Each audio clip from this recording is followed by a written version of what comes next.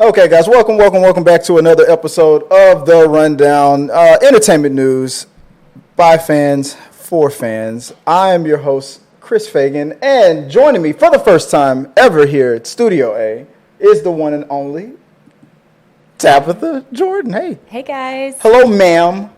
Yes, sir. I'm getting her back. All these messages back and forth trying to get this whole collaboration together. You've been calling me ma'am and stuff and like making me feel like hella old. But, that's just life. I mean, because you're very, what'd you say? That's the way you were raised, right? Well, I say sir and ma'am to people just out of respect. And so it's a habit more than anything. Not to piss them off or anything. Make them feel like crap or anything like that. No, it's just a sign of respect. It's habitual more than anything else. Mm-hmm. When I'm feeling like I need to display that sort of respect to people, and that's all it is. I'll buy that for $1. Okay, I'll take it. Well, guys, like I said, this is the show where we're going to go through some entertainment news, some movie reviews, things like that. We're going to talk about what's going on in the week. Hit the like button. Hit the for the guys that's waiting in the chat room. Comment. Let us know what you think about whatever topics that we're talking about. So put your thoughts in. Send your questions, man. Support the channel. If you want to send a tip or super chat, that would be awesome. All proceeds will not go to charity. They're going to go 100% to Ms. Jordan here because she threatened me before we went live. I just want you guys to know that if I don't make it next week, you know what happened. It was me. It was this one right here. Yeah. It was definitely me. Right. It was like, I don't like that main topic we're talking about. No. So we're gonna tell them how it is. Right, we're gonna get into all that right now. So not to delay anything. Let me make sure everything is all good. I think everything's all straight. We're doing so good so far, so good. Let's go get into it right now. So the first main topic of the week. Hold on. Let me see if I got it. I got it. I know what I'm doing here. We got it right here. All right. First main topic of the week was the news that came in about Joker 2. So with Joaquin Phoenix gets a release date, 2024 release date from the Joker. I sent this news to you. I know you probably didn't. This was your first time hearing about it. Yes. Yeah. Today when I gave you the word on this, you have some opinions about the Joker. Let's get into that a little bit later. But as of right now, let me first get through this part of it first before we go into that whole, because it's a whole thing. So I'm not gonna take the stage away from you on this one. I want to do that. And real quick, after we do this main topic, then I'm gonna do like a little interview of you to let people know where they can find you and what it's all about. So I just want to get this out of the way first, since this is what this is the main topic that I'm a little bit excited about. So this comes in from, let me get my bearings again. Let's see, the sequel, Joker Folly Do. I don't speak French, so I don't know if I'm saying that right. I barely speak English. So. Is hitting theaters in 2024. The sequel, which sees the return of Joaquin Phoenix as Batman's notorious foe, will debut on the big screen on October the 4th, 2024, exactly 5 years after the first movie. Now, I saw Joker. Let me ask you this: did you ever see the Joaquin Phoenix Joker? I did. I loved it, actually. I thought it was really well done. So it really hit a chord, I think, in creating a narrative for the why when it came to the Joker. The why, I like that. The why when it came to the Joker. I think we all know why, because he was fucking pissed, man. Well, I mean, he was mentally challenged and had some illnesses that were prevalent within the movie, and I think that it was a really good look at how people interacted with him and helped create that persona that came with the Joker with his mental illness, and it gave you the why. And when you have the why, you can learn a lot about a person. Yeah, and that was one thing I loved about it, and as well, that's very well said. Guys, I've already said that she's plotting on this channel to become the new host of the show. So this is already off to a great start. So I'm gonna have to take her down a notch. Like cover the mic. Like, what did I say about doing that well? So Bring sorry. it down. Okay, I'll work. I'm bringing it down. Jesus. Okay, and 3, 2, 1, and we're back. But no, you're right. I love the first one. Let me move that out of my face.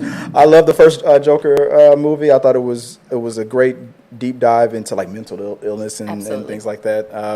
I thought they did a great job in handling all of that, and Joaquin Phoenix did an awesome job. One of the things about the Joker movie that I thought was interesting was the fact that he said that he liked it because it was supposed to be a one and done.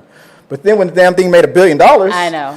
It's nothing is one and done when it does well in the movie industry. So. That's exactly. Nothing is one and done when it's done well. Guys, there are so many jokes I can go with that line. Absolutely. Definitely going to clip that one. Nothing is one and done. Nothing is when it's done well. There is a Tabitha original right there. But the news, like I said, the 2024 release date for the sequel. But what's also interesting about the sequel, is the fact that it includes Lady Gaga. It has been confirmed to be playing Harley Quinn, a character that you are not that big on. I think, what's an unpopular opinion when it comes to the Harley Quinn character. I'm not a fan of how they have taken a very abusive and toxic relationship and romanticized it and sort of making it an okay storyline, society and mainstream wise. Right. There's so much abuse that happens between the two characters and between that romanticized aspect of their relationship that the idea of creating this character for people to fall in love with, because that's what you do when you watch a movie, is you fall in love with these characters, you idealize them, you create all these scenarios about them in your own head that the storyline gives you, and that this storyline is just so toxic. I have a really, really hard time enjoying anything to do with Harley Quinn because it's making a lot of abuse for women and abuse for a minority and I hate that. The thing about their relationship that was and I agree. Let me when we first were talking about this, I think I texted you about the Harley Quinn cartoon. I said, have you ever seen that? And I think I wanted to get your reaction on the cartoon, the 3rd season, because it just dropped, and you were like, don't ever bring that. No, she didn't. No, I did not. It wasn't that bad. She just like what you just mentioned right now, your reasons why that's not your favorite character, but then that intrigued me, and the reason why is because the direction that the Harley Quinn character is going. Her relationship now, she's been on a journey to free herself. And I'm hoping that's what they do with this, is they take her out of this abusive role and they give her some power back. So you've never seen Birds of Prey, have you? So no, I've not watched Birds of Prey, honestly, because I stopped. I just don't. That's when you stopped. That was before that. That's when you stopped. Yeah, I just stopped diving into the sense. Harley Quinn story. So she doesn't know. I don't. Everything that I would challenge you to watch Birds of Prey, because everything that you're mentioning is, without giving too much away, it leans into exactly what you're talking about. What I'm talking about, like, because she needs power, and they've taken her power away in her storyline for so much of her interactions with the Joker that it was just really hard for me to enjoy any of it. I couldn't get into the concept of that, and plus they get some really weird kink stuff in there, and I'm just not down with the whole daddy. We all got some daddy issues, but I do not need to be calling my sexual partner daddy. Or mommy, for that matter. Or Mr. J. You know. Let's not create some weird situations like that. That would be a funny episode of the Batman animated series. Daddy, I mean Mr. J, I mean Daddy. I mean TikTok, Daddy, I mean Mr. J, I mean Daddy. They do the whole on the lesbian side of TikTok. It's all like mommy. Oh my God! Yeah, there was another. I'm thinking about a video where a guy was trying to explain, was it a bad thing to call like an older woman that was dating mommy? I got to find that video. It is a bad thing. Don't do it. What? Don't do it. The hypocrisy. No, some women like it. Don't get me wrong. Mommy. But I am not one of those women. I get called mommy and mom by my children. Right. I do not want that. I get called daddy by my children. Yeah, I don't want that What? in the bedroom. In the bedroom, I am not mommy. We're gonna have to break that down. We could probably like break down like why is it acceptable? Because my mommy brain is not my sexual brain, and those two do not need to be combined. Right. Mom, yeah.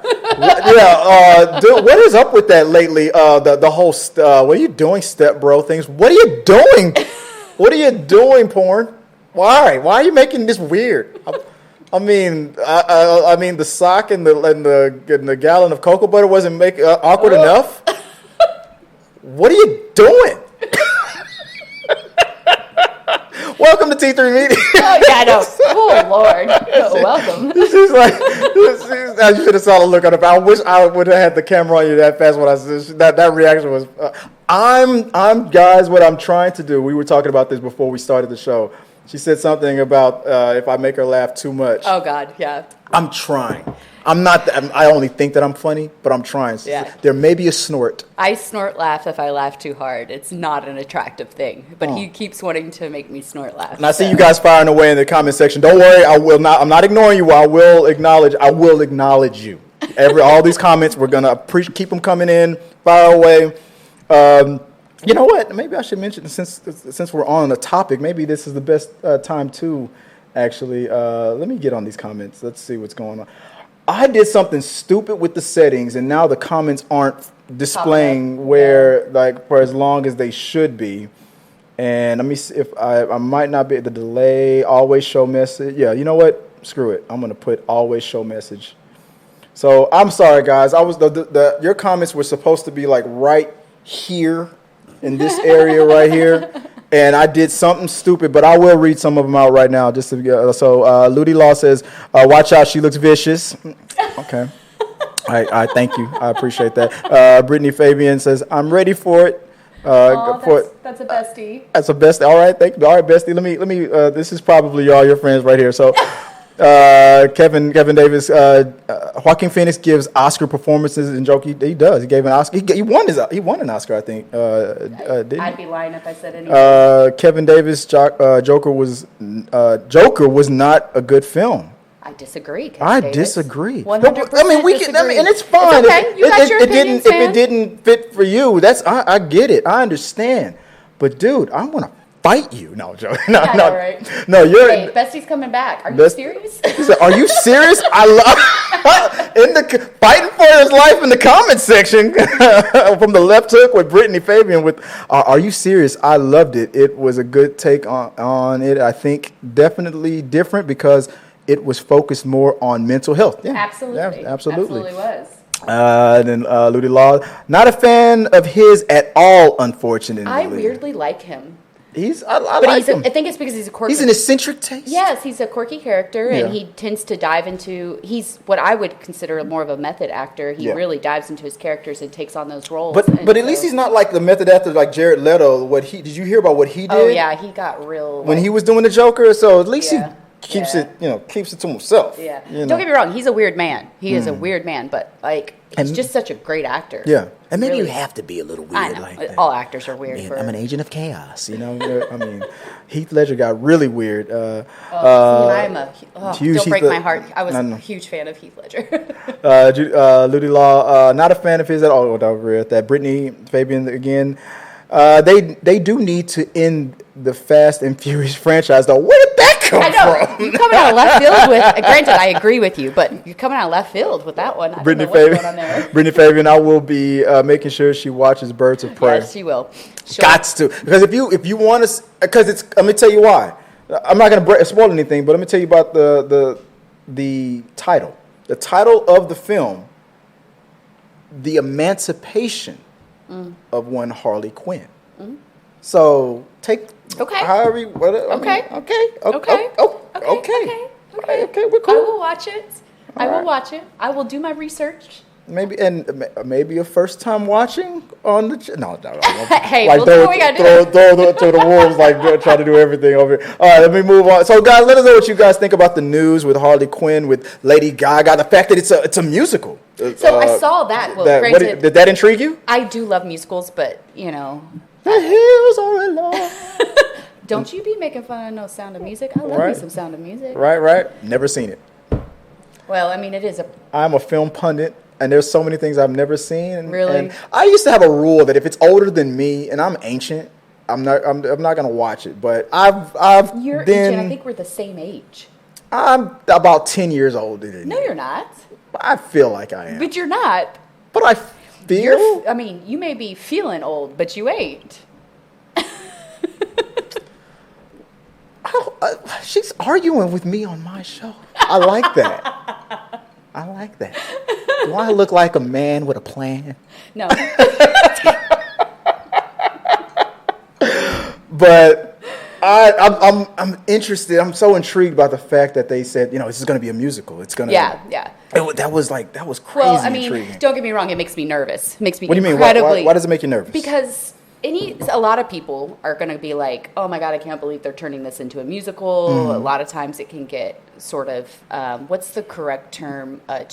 Cheesy, yes, but that's not the word I was looking for. But it can get cheesy when you've had... Campy? Campy. There we go. Mm-hmm. Campy's the term I'm looking for. It can get campy. Mm-hmm.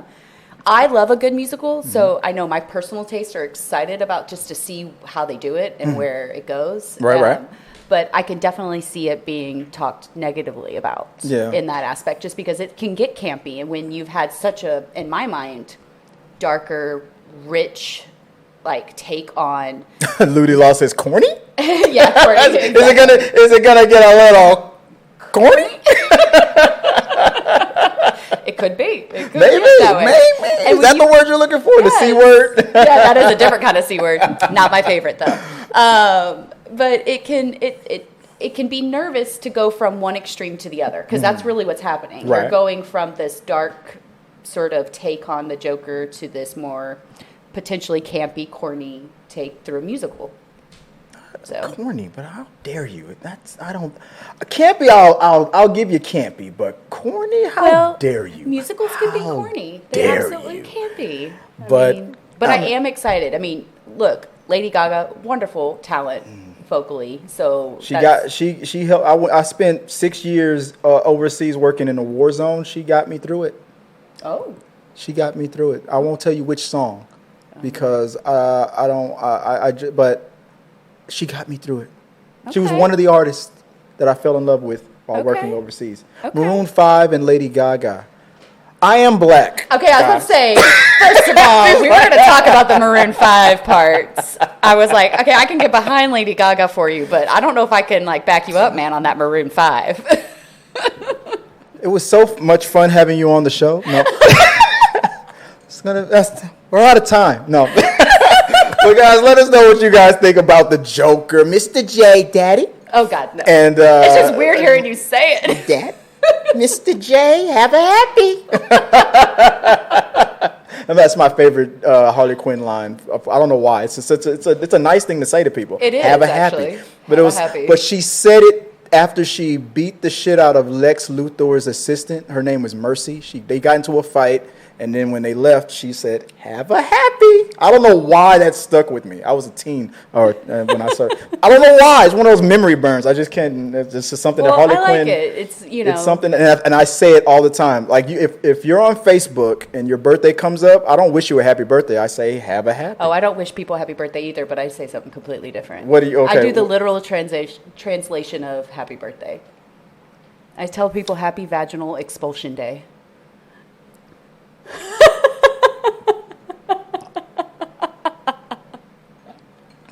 It's a literal translation of what typically goes down. There you go. Happy escape from the VJJ. Was it a little tight? I mean, I've had 3 kids. I can attest to what happens. Let's okay. Moving on to the next topic. This is officially probably going to be an hour show already. I've always tried to make the rundown a 30-minute show. Let me go back on the topic bar here.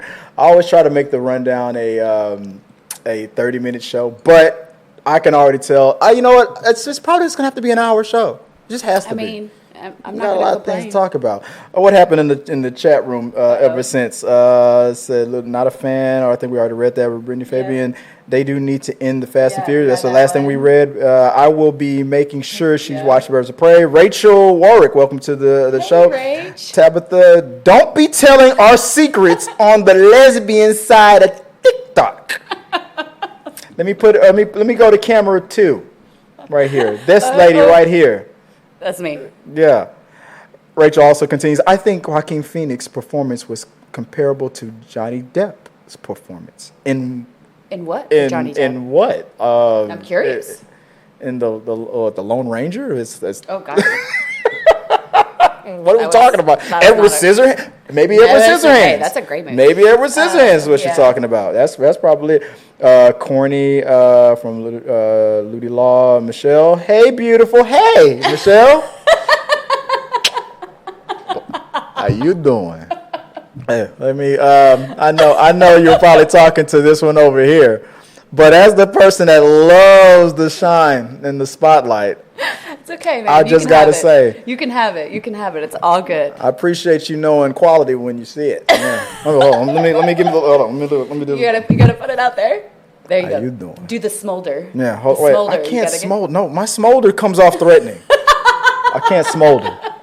It goes off threatening. People call the cops. The fuck happened? He smoldered, officer. I mean, as long as you explain it was the smolder, I think it would be okay. It was. I tried to smolder, and she got scared. It comes off very. It comes off very sketchy. That's what people goodness. say. My smolder is sketchy. Oh, Lord have mercy. All right. Let me move on to the next topic. I know, we're going to be stuck here forever. Moving on to the next topic of the week. Let's see. Well, Bear. I wanted to give you the spotlight because you were talking about a show called Bear on Hulu, and it's something that I do every now and then on the channel where I give people a chance to do a thing where I call like talk me into it. Okay. So I've never seen this show. All right, I'm So ready. I'm gonna give you the floor for a minute and to talk you about ready? Bear on Hulu. Yes. So The Bear on Hulu is an amazing show. It is about a guy who loses his brother to suicide, which has its own dynamics there, and about his grief and what he's going through, which hit home for me. Mm-hmm. And then it was about how he had taken over his brother's restaurant. Okay. And it's kind of this restaurant that's in this sort of think like lower class part of Chicago. I heard it's in Chicago. And it's kind of got the rough around the edges sort of crew and ideals, and it's so well done. It hits, if you've ever been in the service industry, you'll recognize a bunch of the stuff that they go through and what they talk about, which, I did many years of that. Mm-hmm. And it touches how people deal with grief in different ways. It touches on taking over a small business and the restaurant industry, as well as having to deal with small businesses surviving when a city is kind of going through a big change. Okay. And it just kind of hits all these homes and really just like pulls you in. I just absolutely loved it. I binged it. I watched it quick because it was that good. How many episodes? Oh, that's a good question. I watched it so quickly. I can't even tell you. That's how bingeable it is. Yeah, it really. I mean, and when I say I was sucked in. Mm-hmm. I was watching it every moment I could get. I heard it leans on like drama and comedy. What do you feel like it leans on more? Is it more of is it a comedy drama or is it a drama comedy? I would say it's a drama comedy because the comedy I think is secondhand for the drama. Okay. And the comedy is more in the sense of a little bit dark humor. It does hit a lot of that dark humor aspect of things. Mm-hmm. So if you're not comfortable with that, it also hits. There's some what I would call annoying factors, but it really plays into the characters well with certain personalities and how they interact with each other. You're going to get frustrated with a few characters and how they deal with things, and they're fucking up, and you're. I can't curse on this, right? Eventually. Okay. once the drink kicks in. I know, right? So it hits it. it hits on a lot of those parts of the show, and Right. I truly fell in love with the show. I really thought it was well done. It was witty. The comedy isn't like cheap comedy. Okay. It is witty comedy, and I Okay. really enjoyed the show for that. So I was reading the synopsis, and it says let's see if I can pull it back up here. A young chef from the fine dining world comes home to Chicago to run his family's sandwich shop after a heartbreaking death in his family, a world away from what he's used to. Carmi must balance the soul-crushing realities of small business ownership, his strong-willed and recalcitrant kitchen staff. I don't know what that word means, and his strained familiar relationships, all while grappling with the impact of his brother's suicide. Yeah. As Carmi fights to transform both the shop and himself, he works alongside a rough, around-the-edges kitchen crew that ultimately reveals itself as its chosen family. Yeah. It's showing a lot of toxicity, which I think is very needed to be seen with that storyline. And then it shows about like some of the PTSD he's gotten, because I've worked in fine dining. Okay. And I've worked with chefs who scream at you and they're curse screaming, and you have to still be calm while they're losing their shit 24/7. Right. And it really kind of shows the toxicity of what that can be, as well as what somebody who's worked in it wants to change that aspect, but yet still has those behavioral issues when it comes to that. So I don't know. It's really just a fascinating take on what it's like to be tossed back into a family business, as well as the PTSD, and then dealing with grief, with suicide. It just hits a lot of dramatic points, but then has that dark humor and very, very smart, witty, which I think him as an actor does really well. I mean, he played on Shameless and just... Oh, yeah. And I feel like he was love one of the him. best things about Shameless. So Yeah. Lip was my favorite character on Lip, Shameless. yeah, Lip. Oh, I loved him. And I didn't think he would be. He was one of those characters that I thought was like, I felt like at first I thought Lip was the worst character. See, he's an underdog, though. And you fall in love with him. Pulls it out each and every time. He crushed and I realized why I didn't like Lip at first, because you weren't really supposed to. But then when you realize, oh shit, he's smart as hell. He had redeemable qualities, and they showcased his redeemable qualities, and that is what made you fall in love with his character through Shameless. No, what made me fall in love with his character was when he had the affair with the teacher, the married teacher.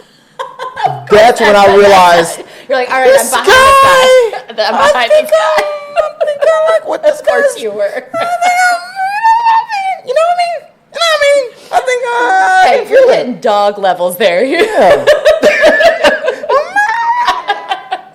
I'm like, what do you think about it? Okay, so I'm convinced. I'm going to watch. It's so good. Bear. It's so I'm going to watch it. I think you've talked me into it. We had a few more that came in. Let's see. After Hey Beautiful. Hey, by the way, hey, how you doing? That obviously wasn't for me. Rachel goes, well, that took a turn into realism for birthday wishes. First name, last name says, hey, Tins. Please That's don't me. ever find out when my B-Day is. And Rachel goes, I was actually thinking Edward Scissorhands. There we go. We got it. All right. Oh, we did it. Hey, high five. All right. Party on. Rachel continues, when the smolder comes out creepy, laughing at this guy right here. That's right. Like, smolder, they call the cops. That's what happens. That's what happens. He's a tryhard, is what they call him. Bear looks like it has one season with 8 episodes, by the way. Perfect. Okay. First name, last name. I fell in love with Lip, the episode he pissed on Frank's head. Yep. All right. I forgot about that. That's awesome. But the Bear. I thought it was called Bear. No, The Bear. Yeah, The Bear. The Bear. Yeah, The Bear on Hulu. The Bear on Amazing Hulu. show. Why should they watch? You already said why did you watch it? Watch it on Hulu. You said, I think she convinced me. She talked me into it. That's it. I'm going to watch it. I'll watch it. You know what? You did a pretty good job. You talked me into it. That was Talk Me Into It. Brought to you by Tabitha. Me. You know, the alcohol kicks in. She's like, let me tell you why you should watch. Let me tell you. Let me tell you why you should watch Bear. We're only on drink 2. It's okay. Yeah, it's right. Okay. I'm good. You're only on drink 2. I know, I am. Like people were like, Chris, you drinking again? I'm like, no, I'm drinking still. There you go. Still drinking. He's committed. He's a committer. That's all. All right. Let's see. Moving on to the third. Let's go to the third topic of the week. How do you say the last name? Is it Schafer? Hunter Schafer from Euphoria. Oh, Have you ever watched Euphoria? So love me some freaking Euphoria. So this is coming in from. Let me make sure that I get the. I got to make sure I get the graphics right. Okay, Hunter Schafer is going to be in the Hunger Games prequel. Did you hear about this news? I had not heard about this, but when you sent it to me, I got incredibly excited. Like, really freaking excited. Are you a not Game of Thrones? Are you a Euphoria fan? I am Euphoria obsessed. I just started watching it. I'm like in the middle of season 2. Oh my god, it's so good right now. But I love Hunter Schafer already. I mean, she's awesome. She's freaking beautiful, wonderful actor. Like, she's just you know what? And I thought about this before when I was doing the show notes earlier. Let me take the glasses off and look you guys dead in the eye. Let me tell you something. Straight up heterosexual cis black guy, right? And in the black community, being straight is that it's a thing where your masculinity is always questioned and whatnot. And I'm in a relationship with a beautiful woman. Beautiful woman. I can attest for that. She's gorgeous.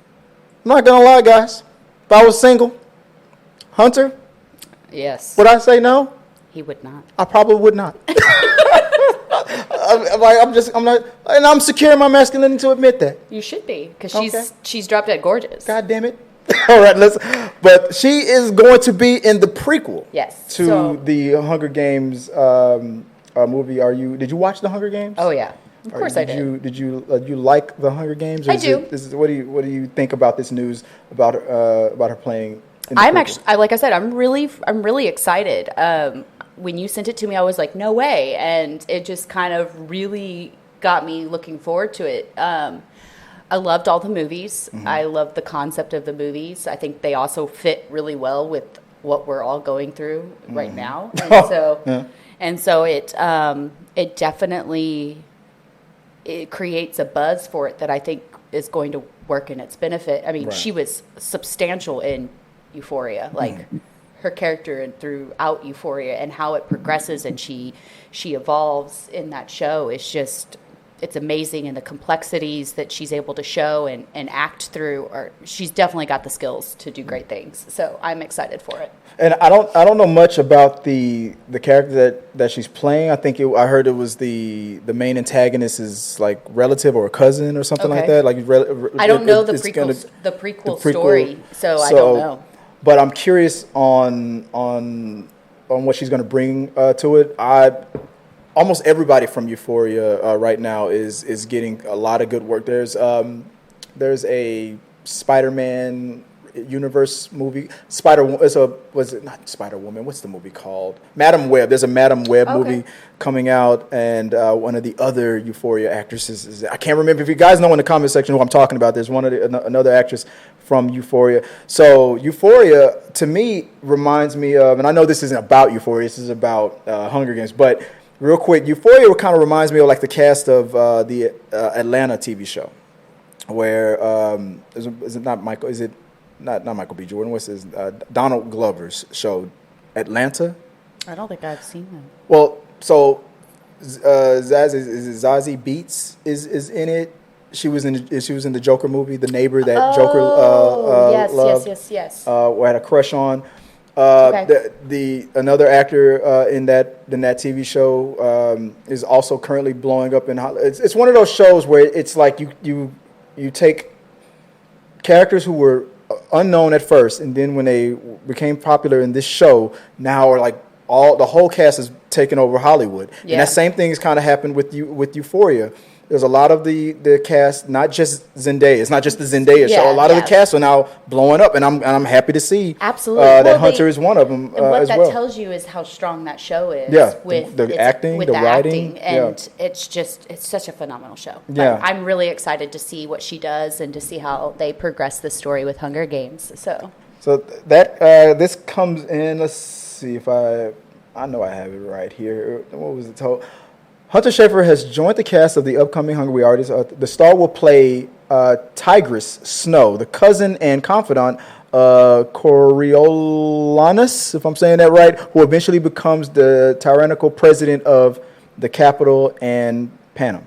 Oh, okay. Schafer is best known for her role as Jules on HBO's beloved teen drama Euphoria, for which she has received widespread critical acclaim. The Ballad of Songbirds and Snakers will mark her film debut. That came in from the Gay Times. Hey. .co. So Gay Times. So the Gay from the Gay It's Times. a gay time over here. Right. So I'm excited about that. I like the Hunger Games. I started to kind of fall off on it towards the end, but I will watch the prequel. Yeah. So I'll take it out. Go, guys. Let us know what you guys think about this news. What do you think about the Hunger Games getting this prequel and the cast that's building? Are you excited about Hunter joining the cast? Let us know in the comments below, and maybe we'll talk about it on an upcoming We Got Your Mail. All right, moving on to the next topic. Leslie Grace. So, Leslie Grace, topic number 4, Batgirl. I don't know if you heard about the fact that it was canceled. Were you looking forward to I did hear that it was shelved. Shelved. Yeah. And she finally responded on Instagram about the whole thing, and she went to her Instagram account and she talked about it. So let me see if I can pull it up right quick. So Leslie Grace is speaking out after the announcement that HBO Max's Batgirl will no longer be getting a release. The actress took to Instagram on Wednesday to share her thoughts after news broke the day prior to Warner Brothers Discovery is shelving the $90 million film. The social media post from Grace, who played Barbara Gordon, a.k.a. the titular hero, included movie images and footage from the set of the DC project that was directed by Bad Boys for Life filmmaker Adil El Arbi and Bilam Falah. So, and I'll put the images. Like you're seeing some of the images right here from what she posted on her Instagram. But Tabitha, what do you think about the news about them canceling? Were you looking forward to this movie? So, I mean, okay. I know how you feel about Harley. I know. But Batgirl, come on. I mean, I'm not a huge Batman lover, if I'm being completely honest. I grew up with it, so there's that nostalgia feeling for all of the Batmans that have come out for me, and it was one of the few comics that I did read as a child. Okay. But I'm a little, I guess, confused when it comes to the whys of. We talked about it on the show the other day. They said that so the new owners of Warner Brothers, Discovery bought Warner Brothers, and the new owner, David Zaslav, I think his name is, he says that he wants a certain quality of the DC comic related films. He wants a certain quality because it's kind of known that the Marvel movies are the A films and the DC movies been treated like the B. So anything that feels like it's not up to par, he's cutting. Well, the whole reason that Marvels have been considered the A films is comedy. And whereas the DC films, the ones that have done well have had bits of comedy in it. For example, isn't V for Vendetta, that's a DC film, right? Right. That's a freaking fantastic movie. It's smart, it's funny, it has wit in it. Whereas when you get with these Batmans, they lose a lot of their comedy and their wit to where they aren't meeting that high-class comedy to match Marvel's. This is my opinion as to why they don't do as well. Okay. So, but from what I'm hearing, though, is that it didn't screen well. Is why they're shelving it. Right. But so many movies that have done well mainstream didn't screen well. So I guess that's where my confusion comes into play as to, but they've invested so much money. But they're gonna be able to recuperate that money once they I guess for taxes. I think they're gonna chop it up as a loss, and they're gonna be able to recuperate a majority of it through taxes or the way that I forgot the way it works, but at the same time, after, I mean, I was totally for them. I don't care if it's bad or not. I kind of want to see it because I heard Michael Keaton was going to, Michael Keaton's in it, all this stuff. So I wanted to see it. But at the same time, now that I've gotten more information out of it, I'm now like, okay, I understand. You don't want to keep putting out, and this bad movies just because the movie's done.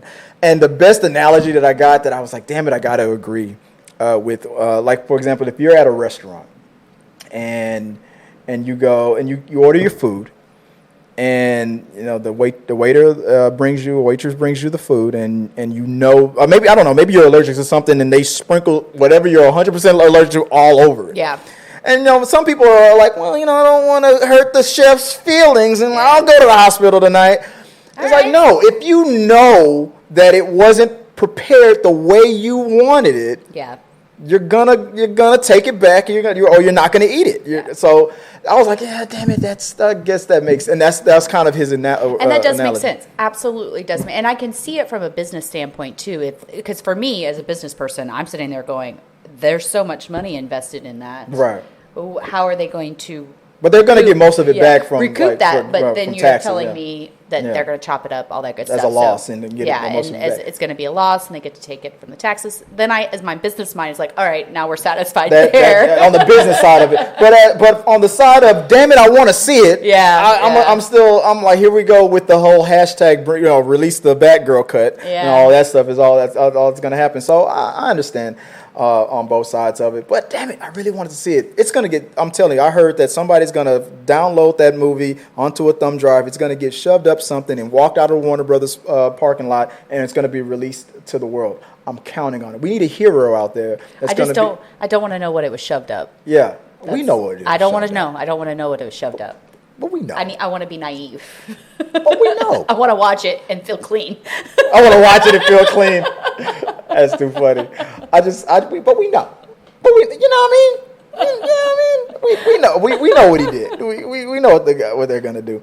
But Leslie went to, like I said, Leslie went to her Instagram and gave a post and let us know exactly what she was saying. So what she said was, on the heels of the recent news about our movie Batgirl, I am proud of the love, hard work, and intention all of our incredible cast and tireless crew put in this film for over 7 months in Scotland.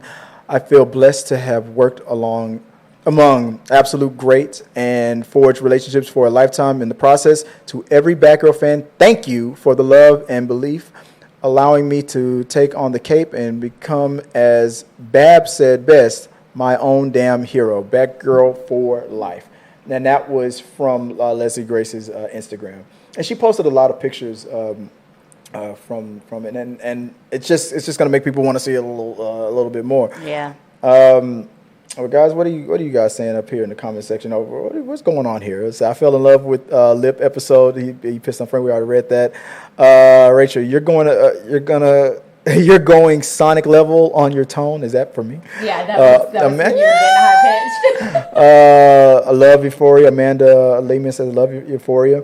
Rachel continues, I just hope it flows well together and doesn't end up like Star Wars where you need a flow chart to put them all in order. Accurate. Okay. You got that off. Rachel, hey, the gay times. Hey, we got a subscriber. First name, last name. Michael Keaton's still the best Batman?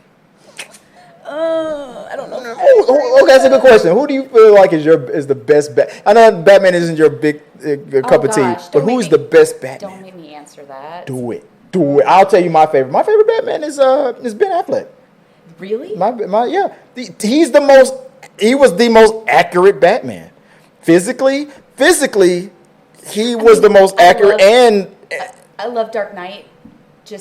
I liked that sort of style of Batman, and I liked the storyline, and I loved Heath Ledger in that movie. So, I liked that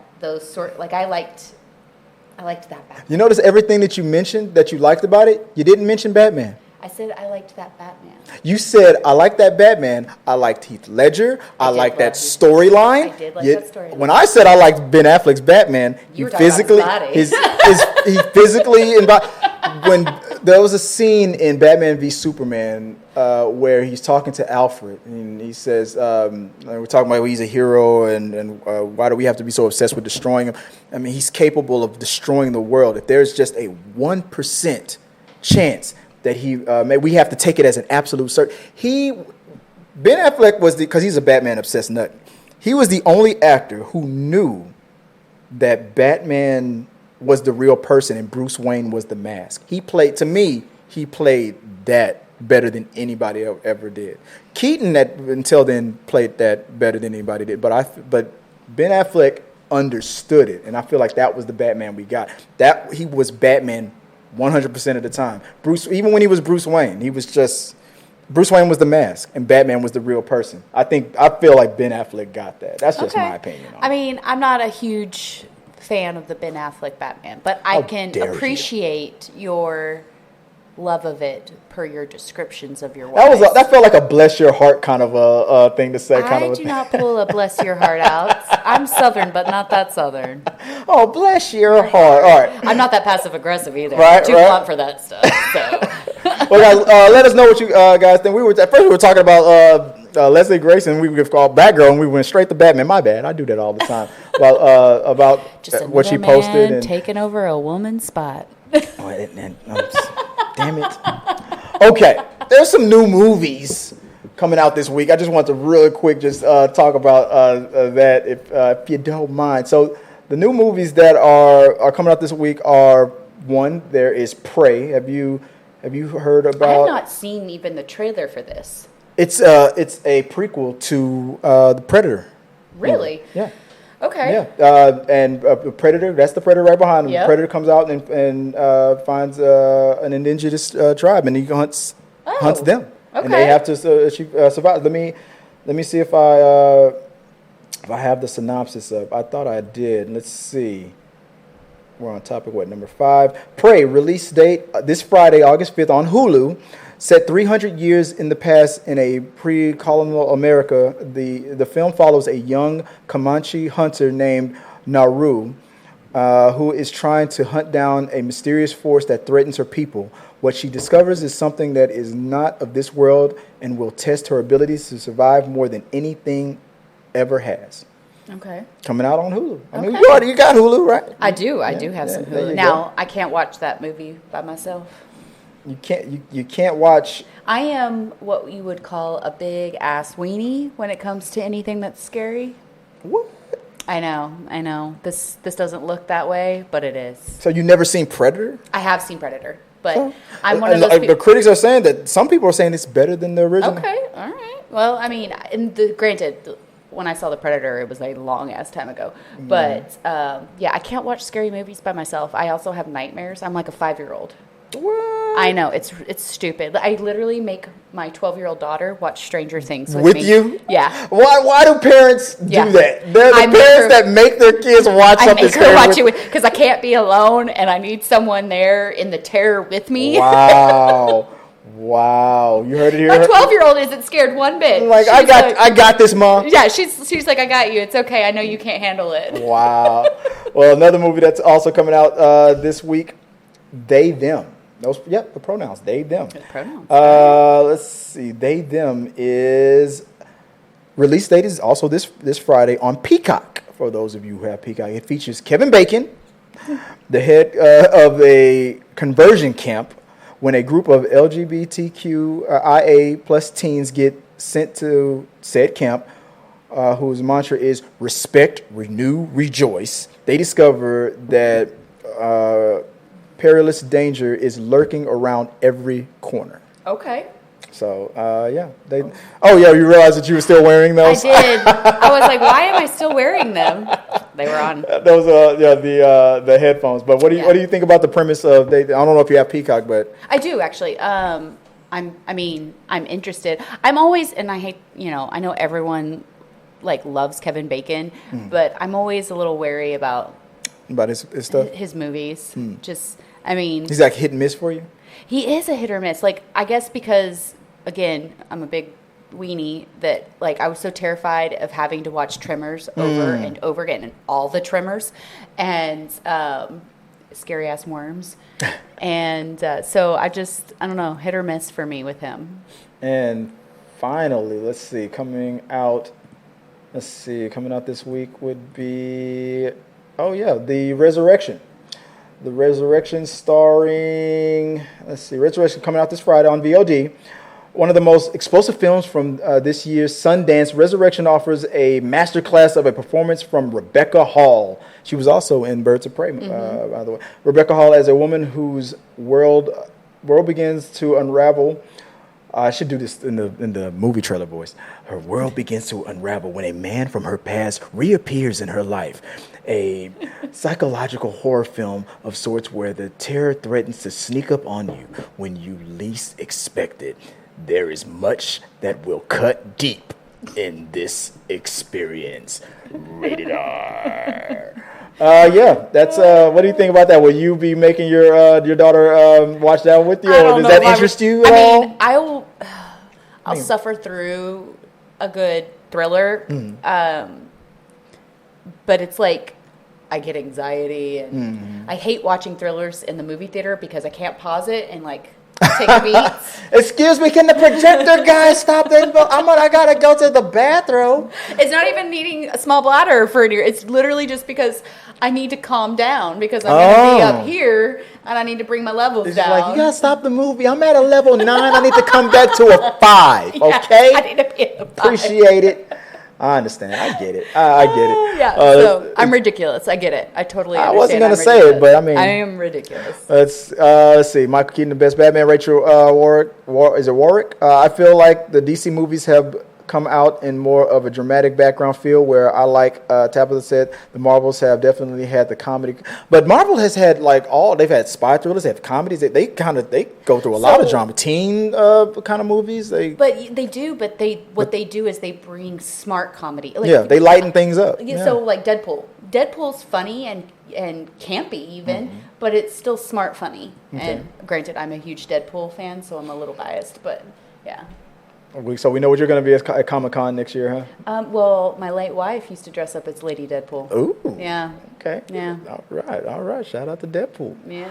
Let's see. What is Tabitha continues with? Let me switch. Let's see.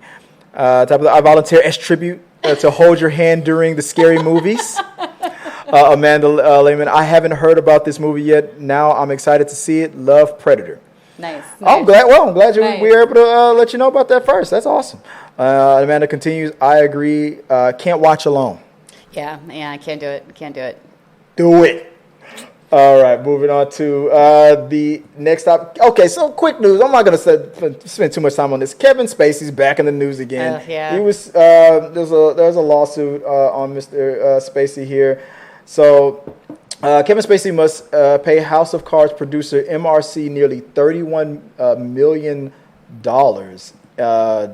in what is it for alleged sexual misconduct behind the scenes of the Netflix show.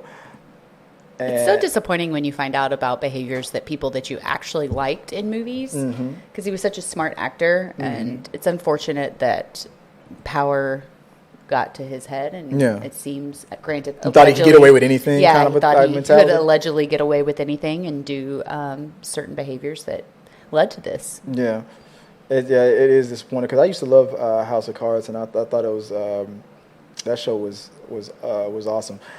But it continues continues on from Deadline. The Deadline report says, let's see if I can pull this up.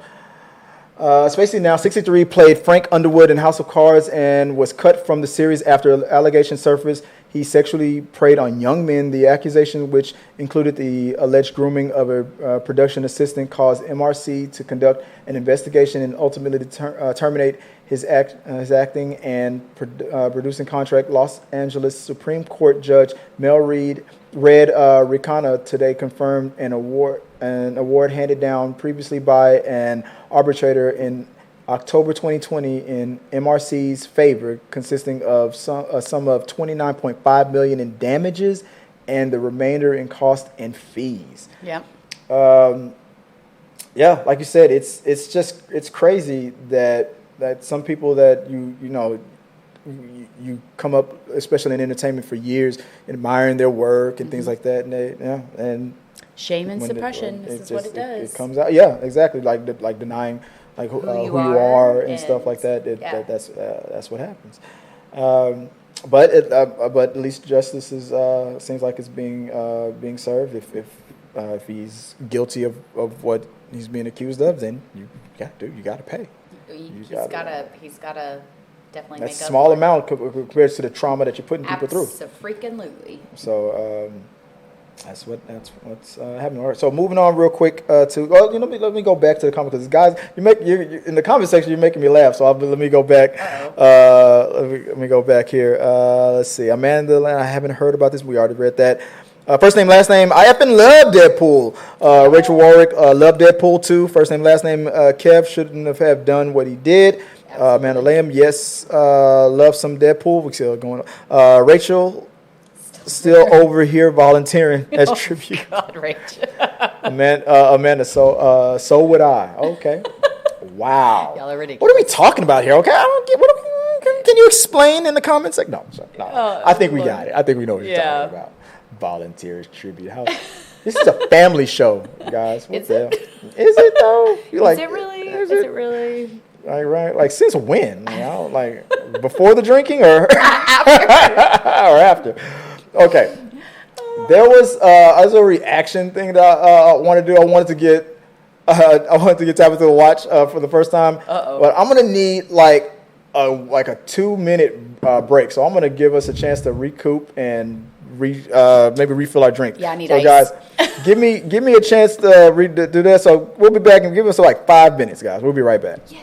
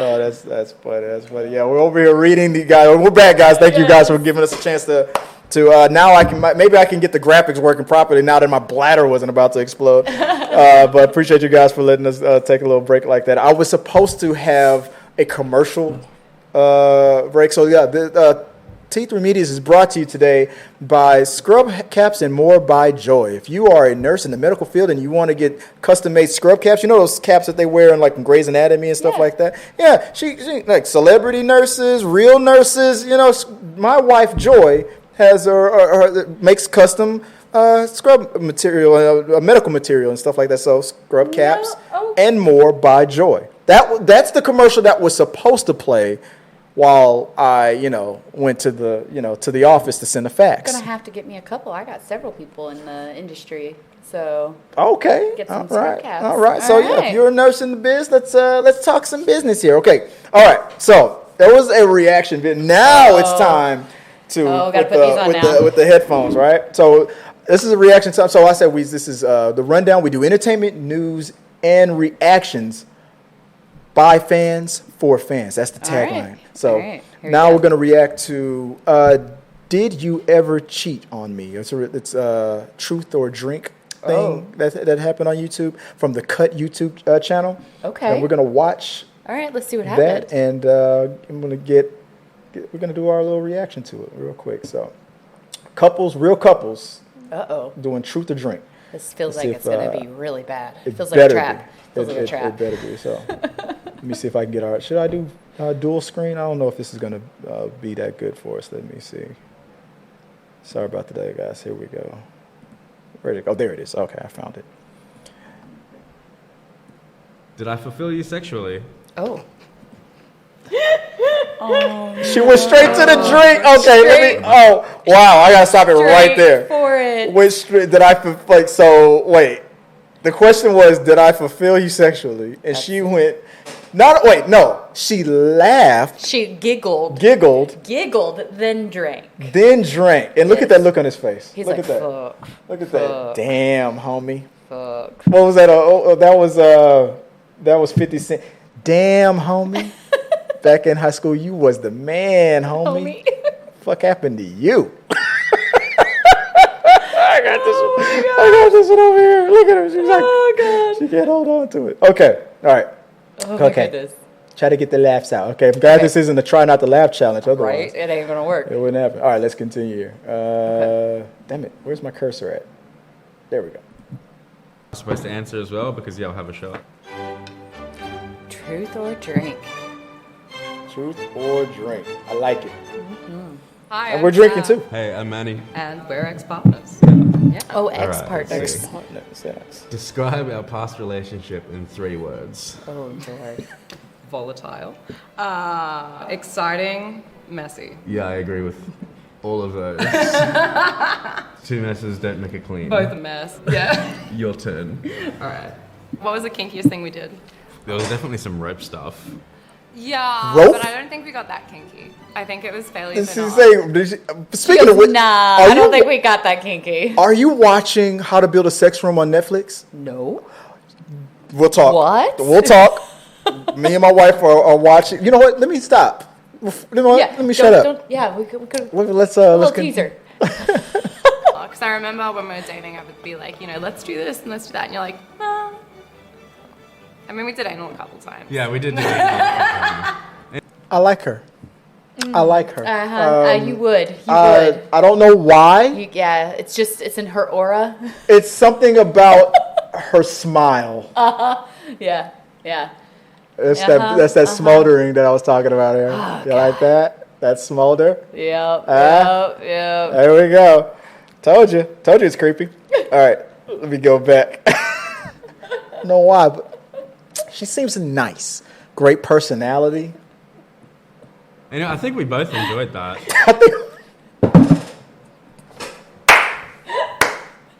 Oh my god. Oh god. Oh no, I don't think I could. No, I mean, I'm sorry, but it's not a small amount to take. Oh, come on. This is the douchiest thing to say. You're not even the biggest thing I've had up my ass. No, I mean... They should have a podcast. They should have a podcast. Damn. I'd listen to that. Damn. Oh my god. Wow. I don't know. I think I'd probably go home after that. I would have stood up and just walked out. Yeah, you and would said, just make an exit. I'd have tried to cover the microphone. I never want to see you again for the rest of my life. I cannot believe you made me do this. Well, they started out as exes, so Yeah. I don't know what they expected to come out of her mouth. I'm not gonna go there. I was just slopping these suckers up there for you, man. Wow. She sets them up, and I'm not gonna knock them all down, guys. I'm not getting canceled. Not gonna do it. Not, what was that, George Bush? Not gonna do it. Not gonna do it.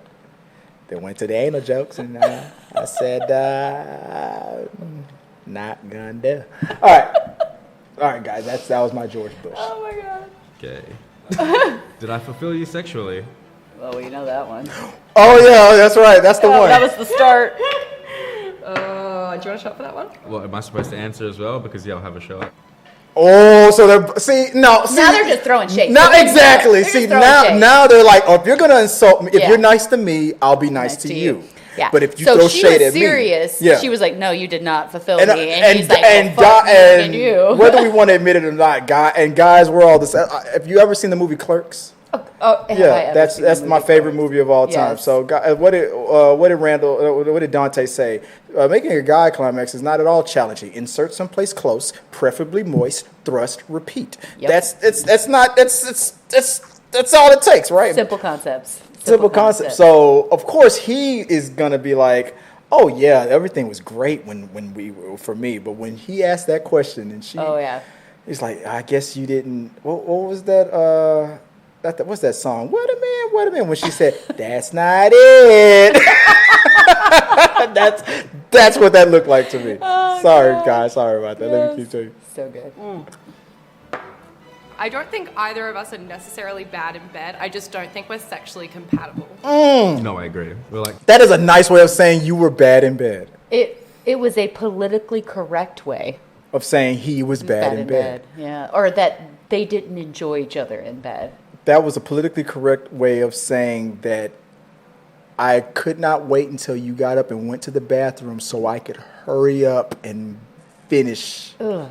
I don't know how people are in relationships with people that they don't enjoy having sex with. Like, they are Ask my exes. wife. She can't stand me. She's like, "Are you done yet?" No, I'm not. I'm very sexually, sexually stingy. No, I'm just. It's my time now. This is my time. You promised. That's what I'm like. That's what I'm like during sex. But you promised. I go up another octave. You are all about that high pitch, man. Bring it down a level. You said that I could do it.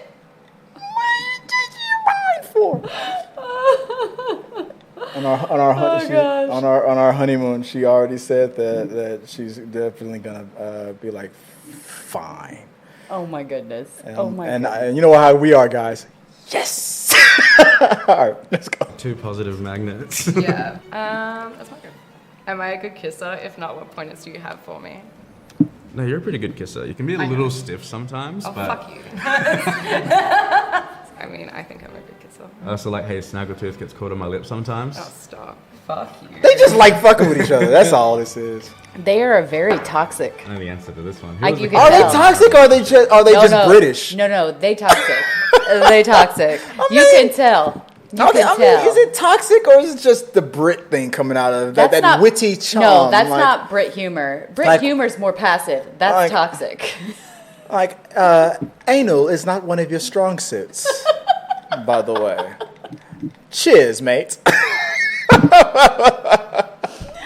Oh my goodness. I have a tattoo on my member that says all aboard, and you didn't fancy it. Yeah, she did not fancy it. She did not. It is obvious. She is not fancy. She likes just digging at, and I think he's like me. He likes. I actually enjoy that in sometimes in a relationship. I'm very sarcastic and whatnot. So if you can give me a good zinger, I don't mind it. Yeah. Especially if I know that it's out of love, it's playful and whatnot. But the bad thing about it is in a real fight, then it hurts your feelings. Well, of course. It really does. Relationship tip 101. All right? Okay. If you're going to do the zings and you're going to like do the playful banter and stuff, you have to have more positive than negative banter. Okay. So that's how you win it over. That's how you keep the jive going in a relationship and it doesn't become toxic. Right. You can have banter and you can be playful, but you have to override it with positive. So you have to have compliments and you have to have loving things as well as the banter. If it's all banter, that shit's just toxic. Yeah. And anal. Yeah. All right. Moving on. No butt stuff. Both of us. Uh, Crazier one me. Crazier, you. I was still crazy. I was definitely not sane. I don't even know if either They're of us literally are. arguing I over think who's so. crazier. Fucking toxic. You are what you eat. Did you ever cheat on me? If not, did you ever come close? Definitely came close a few times. Oh, what'd you do? I told your mother no. I got her.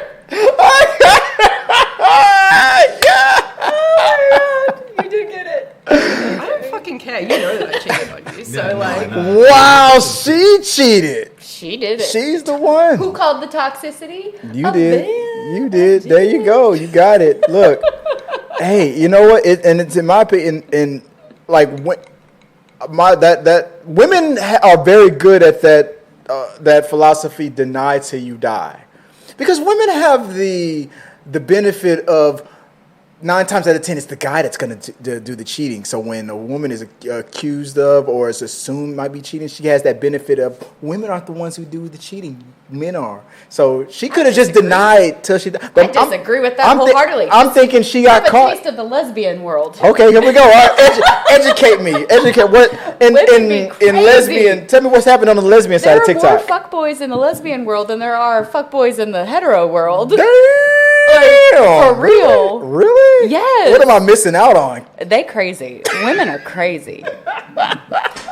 Okay? First of all, you get this whole concept of like, because I have lots of straight friends, obviously, but Obviously. like they do this whole thing. It'd be so much easier to date women. I'm I not was one like, of her straight no, friends, it's though. not. No, it's not easier to look. It is not easier to date women. First of all, they got the same emotions as you. They all over the place, just as much as you. Okay, and then you got these women who they know what they got, and they play in the fields. Yeah. And they're worse than men. I feel like we're at church right now. Mm-hmm. They are worse than men. Wow. So yeah, it's crazy. And you're talking to a serial monogamous. Okay. Literally I was married since I was freaking 18. Okay. This is the first time I've been single in forever. Right. 20 years. Yeah. So you know So, they're crazy. yeah. When she says they crazy. They crazy. When she says they crazy, they crazy. They crazy. But you know what? You're not the first person to say that. There was, I forgot this. There's a YouTuber. I forgot her name. Something Akana. She was dating men, and then she realized she was bi, and she started dating women. And then she did a video where she said that she realized that because she would chastise men who would complain like that women would only want a guy for like stuff like little things like their money or something like that. And then she would always chalk it up to like, you're just being a dumbass or blah. But she's like, no, the second I started dating women, I started understanding what they're talking about. Like, women are fucking crazy sometimes. Don't get me wrong. I love them. I Yeah. love me some You women. love them, I love but- me some women. But yeah, they're still crazy. They're I mean, they and I can be fall in that crazy. category too. I'm not a sane God, woman. us guys aren't the bee's knees all the time either. No, they're not. But women can be crazy just as much Yeah. as men can be crazy. Absolutely, So, it's absolutely. good. But the struggle's real. the Either crazy way. is equal, I guess. All right, let's move. Let's People keep a few going. times. Yeah, but like anyone I know. No, I don't think so. Oh, well, that's boring. Yeah, sorry. I'm more of a do it where you can't be seen kind of person. Yeah, I guess it was a bit more obvious with mine. Yeah, even when Yeah, you right thought in you your weren't. bed Both times with your dad. a threesome, and that was the first Which is threesome. like doubly defeating. I know, which is like so bad. But that was when we first started dating, and then there was the threesome with the couple that we both knew, and that was a couple days. Okay, so before she's having we'd broken threesomes up. with people Well, that she- don't even include him. I think he was involved, right? No, she just said it was a threesome with a couple that he knew. Wait, no. I thought she was talking about. Let me rewind a little bit. First Which is like threesome. doubly defeating. See, When doubly you thought you defeating weren't. because Both she times I cheated. on him. It was a threesome. Oh, and that was the first Which is like threesome. doubly defeating. I know, which is like so bad. Like if you're gonna cheat on somebody, at least have the decency to not be in a threesome. At least invite him. For Christ's sake.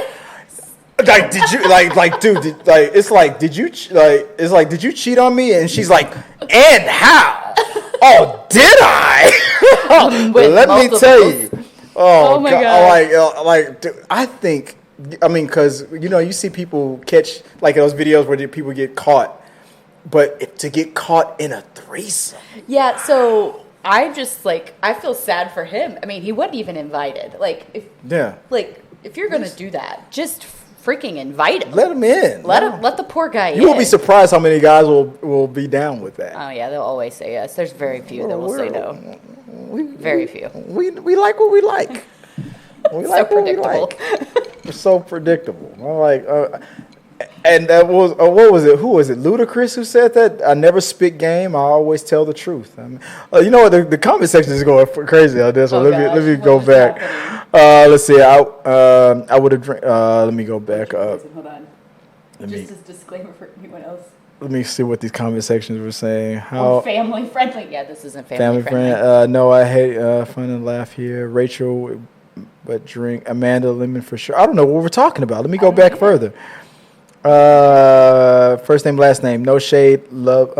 That's when they were. The man said it was a family show. Amanda. Oh wow. First name, last name. Ha ha ha. First name, last name. How about I buy the next round as a peace offer?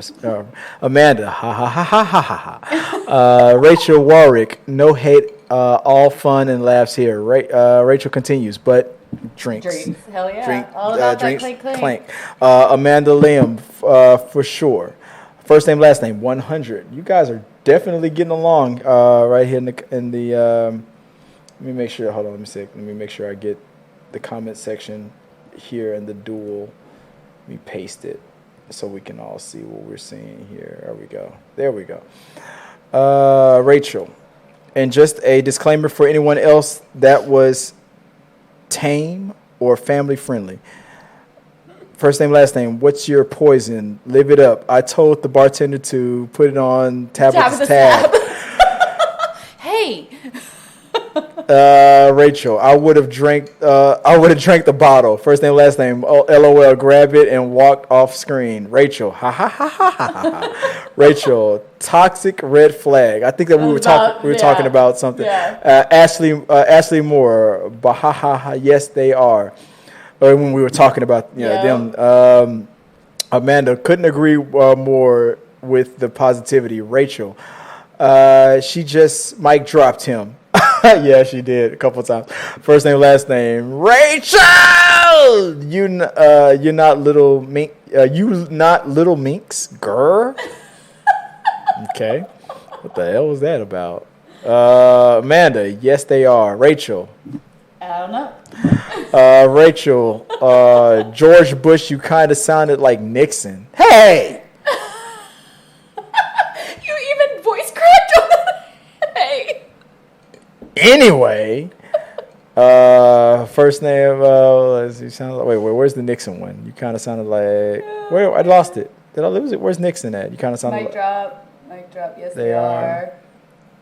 Takes one to know one. Did I lose the Nixon? Where's the I don't know. Where'd the Nixon one go? I don't know where it went. It just disappeared, Minx.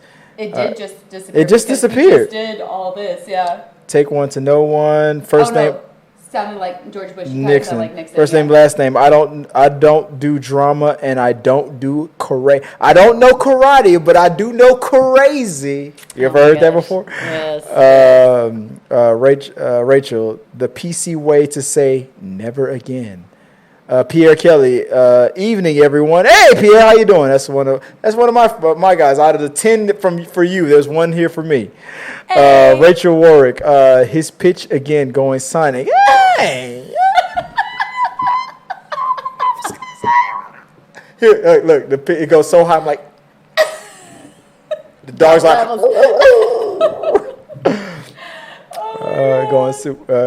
going supersonic. First name, last name. I don't condone cheating. Just have some integrity and end things. Abso-freaking-lutely, man. Or, and hear me out. Or invite the damn man. Ooh. Damn. Let's see. Rachel agreed 100%. First name, last name. My dog just ran off, ears bleeding. You know what? First name, last name. I thought you were cool. God damn it. Rachel, supposedly, so annoyed with my laugh. supposedly, this is a family show. No, I did not say it was going to be. I think we've Established established that this is not a family I'm on drink show. 3. There's no family. I am afraid for her to drive home. Actually, No, I'll be fine. If I'm like, okay, all right, you I'll sure? be good. I'll be good. All right, I'm good. I'm sure my wife will agree. If you need We got this. Yes. If you need to stay for a while, you'll be fine. We have plenty of water. Rachel, supposed it's a family show. Pierre Kelly, at Rachel Warwick, supposed is the word of the day. Rachel, nope. Tabitha, I called way back, but the comments are rolling on. Rachel, and then she continues. Truth is the lesbian world, all the cray cray. Yeah, it is. All the cray cray. All right. All right, back to this. Let's finish this up. And when I edit this, it will be just it won't include all that talking, but. We were enjoying those comments. That was when we first started dating, and then there was the threesome with the couple that we both knew, and that was a couple days before we broke He's like, up. you fucking bitch, you couldn't invite me. How does that make you feel, man? I've had worse. I've had worse. Damn. Worse than that? It is. Worse than like getting cheated What was on difficult about being In a with me? in a threesome and not being invited. In a threesome. He's like, I've had worse. I mean, At least my dad wasn't involved oh this my time. God, that would be worse. Fuck. And now I feel really bad for him. Like this poor guy is not getting Daddy? invited to threesomes, and now his dad's having them, and he's not. Daddy. I always make fun of my friend Sarah. She's another person on this network, and she said something about Batman and the Bat Daddy. Ugh. And I've always make fun. Every time she doesn't like when I bring it up. I always Bat Dad. It gave me the weird chills. I don't like it. Bat Dad. Bat Daddy. Okay. You hadn't gone to therapy. I think you had a lot of issues that you hadn't dealt with. Those were taken out on me all the time. Damn. For 3 whole years. Okay. Damn. And that They was toxic. why it was incredibly difficult. As tumultuous as it was, I'm really happy and proud of the person that I am now, and I don't think I could have been that if we hadn't been together. You weren't the first bad relationship, but you were definitely the last, you know? You were the first serious relationship I ever had. Yeah. And it's actually stayed that way. So hopefully that means it's the last time I'm going to be in a relationship like that. I guess so. You gotta Or maybe have it's just the multiples, last time I'll be in man. a relationship. What's your fondest memory of us? Do you remember that French lady when we were in Budapest? We were talking to her. I asked her to get a photo of us. We were so in love. It was, you can see it in the photo. Yeah, thought this the way would we're go a looking different at each way. other, it's unbelievable. The way that she talked about how she saw us after she took that photo, you could see that there was something in her past that she could see that was in us. It was kind of like a moment of cementing for me, where I realized how much I did love you, Yeah. and how much you loved me, and it just felt very real. And one of the first times I ever felt like we were us. I barely remember that night, but That's fine. yeah, no, I know. Damn, she's Dude, ruthless. she does she never misses. He says something very sweet. That was incredibly sweet, and she's like, I And barely remember it. she was like, speaking of the fact that your penis is very small. Yeah, she did say that. She did. She had some larger things up her ass, specifically, is what And she she's said. just why? Why? He says You look. I can already tell. Like he still wants to be with her. First of all, for a minute there, the way she's looking at him, I'm like, she'd fuck him for that. Like Yeah. what he just said, she'd fuck him. But that she him laid. needed to just knock him down a peg. Yes, damn, she mean. She like so yeah. She mean. Like you can. I feel like he still wants to be with her. Like he may want to fuck her still. I mean, she may give him a pity fuck, but I think that's gonna be it. Just a pity fuck. I think she does not like him. Unless there's a group involved, right? But Oh I mean, my god. I feel like he still has feelings, but well. Probably Did not. you guys hook up again, casually? Why not?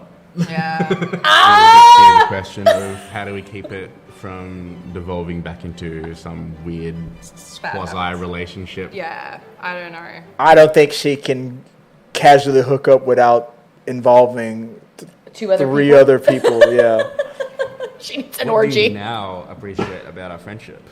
I like that I can talk to you and you know me well enough to give me responses that both challenge me and validate me at the same time. It's nice to have someone that I can clearly communicate with I'm happy to be that person. Yeah. Maybe it's the tequila talking. Maybe, How many shots is that? I haven't counted. Have I you? don't know. No, I haven't. Oy, oy, oy. The fact they that are they're- a mess. Did I fulfill The you? fact that they're better as friends. They're I not guess. even really friends. They're like fuck each other up. I mean, I people. bet they think they're friends. That's not even a friendship. Ew. What would you call that? That's a toxic relationship. That's So you think toxicity. they should like stop communicating altogether? Yeah, I don't think they're good for each other. Yeah. All they do is insult each other, and in no way have they provide. He did something. He even said something nice. And what was the first thing she said? I hardly remember that day. Yeah. They are not good for each other. They Yeah. needs to remove each other from each other's lives. She is got some sort of thing up her ass about how she needs to be. I don't know. There's a lot of shit going on between them that is not being said. No, I think there's hope there. I think they're sweet. I do not think there's hope. I think they need to run in opposite directions as fast as possible.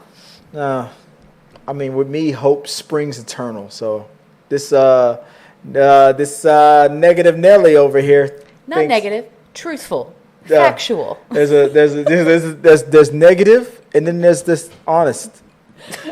I'm just calling it like I see it. Is all that's happening. Let's see. Going back to the comment section here. Let's see. Oh shit. What did we say? ran off. Remember that one? From Pierre. I'm guessing this is the PG rated. Rachel. Supposedly a family show. Nah. Pierre. Rachel. Supposedly is the word. I think we already read all that. The word of the day. Rachel. Nope. Tabitha. I called remember way that. back. Rachel again. Truth is lesbian world. All the cray cray. Pierre. It's what every daytime talk show has these days. Cheating. Yep. Rachel continues. Women. Yep. Amanda. Right, Rachel. Rachel. But we are all still crazy. And she continues. You have to find your matching level. First name, last name. I'm just neurotic enough to be normal. I like that. I'm gonna put that on a bumper sticker. I know, right? Let's see. First name, last name. I thought American female vocal fry was annoying. British is hands down audibly violating. Fear. So this is what a typical binge watch of Cheaters looks like. Dude, we could totally do that. Yeah, this is exactly what a binge watch of Cheaters looks like. It absolutely is. You're like, damn. Amy Sims. Oh, they definitely are gonna devil tonight, but not gonna talk for a few weeks. They're not gonna talk afterwards for a few weeks. Yeah, I like that. That's true. They're gonna fuck and then go. Excuse me, sir. Who are you? That's exactly what they're gonna do. First name, last name. I saw a dude punch a girl on Cheaters once. Oh, Crazy. Oh, damn. I didn't see that episode. All right, guys. That was our reaction to the my ex I cheated on So let me know what you guys think. Put it in the comments below. Let me know what you guys think about that whole thing. And if you have anything else that you think we should react to, that you want to see me and Tabitha react to, let us know in the comments, and maybe we'll do it on the next show. So, all right. Moving on. That was that was a long one. Moving on. I know you're like ready to go home. Like what? I am not. I'm good. All right. Okay. All right. She's a sport. She's a good sport, guys. Moving on to the next stuff. All right. So, Aunt Karen.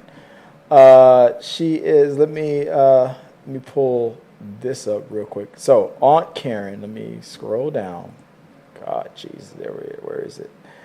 Well, okay, so we're now in that segment of the show that I like to call "Why Is That Trending?" So, okay, trending things that happen on the internet, and gotcha. I pulled in. So why is this trending? Okay, Aunt Karen Zero versus Fox Soul. I don't know if you've seen this or heard about it. I sent you the link about it. So let me pull this up real quick. So, here we go. I didn't get the link for this.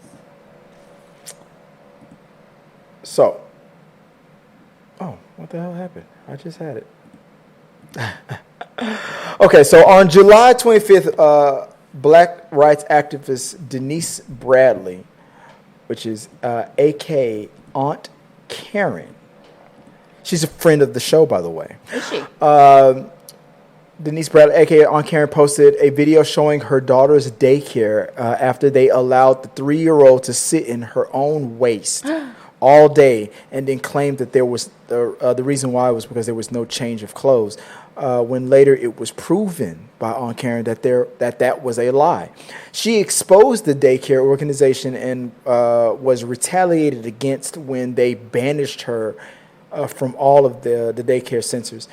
Fast forward 4 days later, the story is covered by Al Reynolds and Claudia Jordan on the Fox Soul TV show on the Fox network, where Denise was labeled as an anti-black Trump supporter who, as if to imply her daughter deserved it for those reasons. What? When Denise called them out, they immediately backpedaled and deleted their social media accounts. Claudia on the show apologized, but Al Reynolds went totally silent.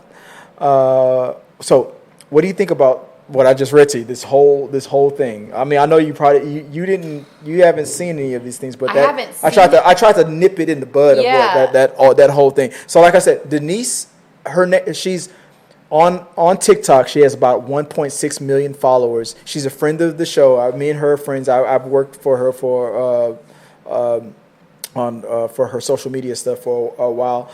So this was a whole thing. So on her TikTok, she recorded that she went to go pick her daughter up on daycare, and she realized that her daughter was wearing a dress and there was like boo-boo like all in it. And she recorded, and she was livid. Well, rightfully so. And she recorded it. Then later, a couple of days later, then this show on Fox called Fox Soul, these people covered it, and one of the guys, the guy named his name is Al Reynolds. He said something like, "I did a deep dive on Aunt Karen, and it turns out that she's anti-black, which she's not. She is a black activist. She always fights against racism, and she's a Trump supporter, which." Aunt Karen was like, "What the fuck?" Like, even she's not, but she said, "Even if I was, what would that have to do with anything?" So like they're trying to distract you from the facts. The facts are her child was left in her own filth and feces, and it was done in a manner to the detriment of the child, and the parent is bringing it out. So all they're doing is they're trying to distract you with all this other hype, these other buzzwords. Right. Look, no matter what your political affiliation is, no matter what you believe, what you don't believe, no child, an innocent freaking child, should ever sit in their own filth. Right. And the daycare, no matter if that child has, because you do, when your kids are little like that, you're supposed to bring extra clothes. all daycares have a lost and found or something that they could have put that child in for that situation, there is no excuses. Right. You do not punish the parents by making the child suffer. Right. That is a which she later proved in a later video that she did. That she got on video proving that she did have extra clothes. Yes. But for some reason they didn't change her. This is. I do not understand these concepts where people.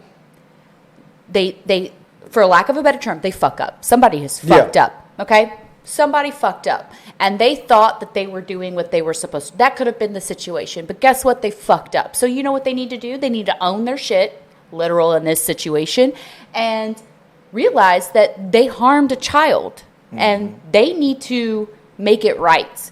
If more people would just own their fuck-ups and make it right, so much would be better. Yeah. So much. We are human. We make mistakes. Things happen. We are not perfect, nor do we parent, nor do... I'm a business owner. Am I perfect in my business 24/7? No. We screw up all the time. Guess what? I've been trying to sue her in a slip and fall for like years, I know. but I haven't. She's been able to. I put them signs out. Good. Wet floor. Right. But Denise, aka Aunt Karen, she so the story. So I guess they didn't realize maybe who she was. So when she recorded everything, and it was. She said that she told me that she didn't record everything just because she was trying to, go viral or anything like that. She just knew for her own protection. Absolutely. To That's record. what you got to do these days. And she is known for. She is very popular on TikTok, and she has, like I said, 1.6 million followers. And I'm assuming that the daycare center didn't know this about her. Maybe some people did, but they didn't know. I guess when you get that complaint, well, I'm going to expose you or this and that and the other. But when Denise says she's going to expose you, she's going to expose you. Yeah. She has the followers. So the story got picked up, and as a retaliation, the daycare center banished her from all of their franchises, which is fucking stupid. I mean, look, it's a business. A business has a right to refuse service to anybody. I get that. But that wasn't going to make anything better. No, this is not helping them in any sort of way because they were in the wrong. Right, 100%. They literally left a innocent child in its feces. Yeah, and the story got picked up by local news and things like that. And then this channel, this show, Fox Soul, these hosts, Claudia Jordan, I think his name, and Al, I forgot his name, Al Reynolds. But the thing that he said on the show, like I said, he was like, I did a deep dive on this Aunt Karen lady, and no little girl should have, no child should have boo boo on, is what he said. But I did a deep dive on her, and she's a Trump supporter and stuff. And then Denise, Aunt Karen, she responded like, for one, I'm not a Trump supporter, but even if I was, why are you talking shit about my child as if she deserved it because I am a Trump supporter? Why is there a but there? Exactly. That was the implication. As if Denise got what she deserved because she was allegedly a Trump supporter. No. Even if she was, no child deserves that. Absolutely. But and then when that blew up in their face, then the show had to backpedal because he said I did a deep dive on her. She's anti-black and she's a Trump supporter, which in both counts she's not. And if both counts were accurate, that child, no matter what her parents' beliefs are, no matter if she was a Trump supporter and she was anti-black, that child does not deserve that. Yeah. Take it out on the person that if you don't like their beliefs, talk to that person. Right. Go directly to the source. Do not take it out on an innocent child. Right. That is some bullshit. I will support this child unless her mom is a Trump supporter. That doesn't make any that damn is fucking a straight sense. up. I don't know who this Al guy is, but that is a straight up bully. They are picking on the smaller person because they can't fight the bigger person. Right. So they're going to take it out on the kid. So let's make it okay to take it out on the kid because I don't like the parents' political views. That's not okay. And then, so fast forward, she called them out on it, on all of that stuff. And then this Claudia, lady, the person that I have the picture of right now, she was the one who reached out to Denise more in DMs and things like that. Why don't you come on to the show and this and that? Yeah. And Denise told her, I don't want to come on your damn show. No. like after he insulted my daughter and said my daughter deserved it. Like no, she wasn't going to come on the show. So then a day after that, then she goes onto her show Fox Soul, and she does a 100% retraction and an apology. She gives a legit apology. Okay, good on her. Which was good on her. Yeah. But the Al Reynolds guy who originally said the things like Trump supporter and all that and anti-black, he said nothing. He deleted his social media, he deleted his Instagram, he deleted his TikTok. There's no accountability. And Denise called, even on this apology video, she called it out too. Okay, that's good that you're apologizing, but what about the guy who actually said those things? He's not taking accountability. He's not saying shit. Which was, I had to 100% agree. He's not. So if you're not following, I know maybe you're not following, but if you go to Aunt Karen 0, that's her on TikTok. If you go scroll through any of her videos, for a couple of videos, you'll see what she's all about. For him to say, I did a deep dive on her, he did no research at all. And now they're backpedaling and all this stuff. It's a crazy thing. But the fact that, that he on national, so the problem is, you said what you said on national TV. She has 1.6 million followers on TikTok, but you're on national TV. Yep. Say what you TV is is dying, but I'm sorry, there's more people still watching network TV than are on. It's a watching responsibility. Social media. It's absolutely a responsibility. Yeah, that negative image reached more people than the retraction did. So that's all I'm gonna say on that. But it was crazy. That poor baby. But hey, like I said, I know Denise. I know Aunt Karen. I've worked on her channel before. Me and her became friends. When I say a lawsuit against that daycare is coming, and there's gonna be some consequences. There's gonna be some consequences. So. But real quick, just to let you know what the lady from Fox and Claudia Jordan said on Fox News on her channel. She said she reached out to Aunt Karen at Aunt Karen. The truth is, listen. The truth is, no problem. I see instead of responding. So this is the DM conversation that she had with Aunt Karen. The truth is, no problem. I see instead of responding to my DMs about how you would like me to handle this, you instead post our private conversations, which is fine. I've been trying to get to the bottom of this and make it right. And I ask you how you would like me to proceed. Do you want to come on the show? Do you want us to issue statements? I'm asking you, what can I do to resolve this? I meant it. Do you want to hop on a call? Let me know. I'm not happy about this at all. Okay, Claudia, that's good that you're saying this, but the guy who actually did the most damage is saying nothing. And what I think I don't like about this post is the fact that she's claiming that I see that you've put our DMs out for the public, right? Well, they took a public forum and utilized it to their benefit for a story. You said my daughter deserved to be on, have feces on her in public. So why can't she do the same concept, especially when one person, the female of the group, is taking ownership of her poor actions, but the male of the group is not, who literally said it was okay for a child to be sitting in her feces because potentially their parent could be a Trump supporter or anti-black. Right. Which turns out to not be truths, can't own his own actions and his own words. That's the most insulting thing, that the one who said the most, won't say, is now not saying anything. It's not taking ownership. It's just doing the silent bit. And that was on Karen's response to Claudia Jordan. I don't need or want to come on your show. Fire Al Reynolds. He's a coward, a liar, and above all, justified the abuse of a 3-year-old child. He is not a journalist. He has no integrity. He deleted his Twitter, silenced his mentions, all because he can't take accountability. He can't even admit that he didn't mix me up with another person. You care about the integrity of your show? Good. Ask Fox Soul for a new co-host. That was her response to that. Yeah. So, and to me, she's 100% right. So I got no issues with any of that. So yeah, exactly. So guys, let us know what you guys think about this. I don't know if you follow on Karen, but like I said, she's a friend of the show. I've worked with her for a while.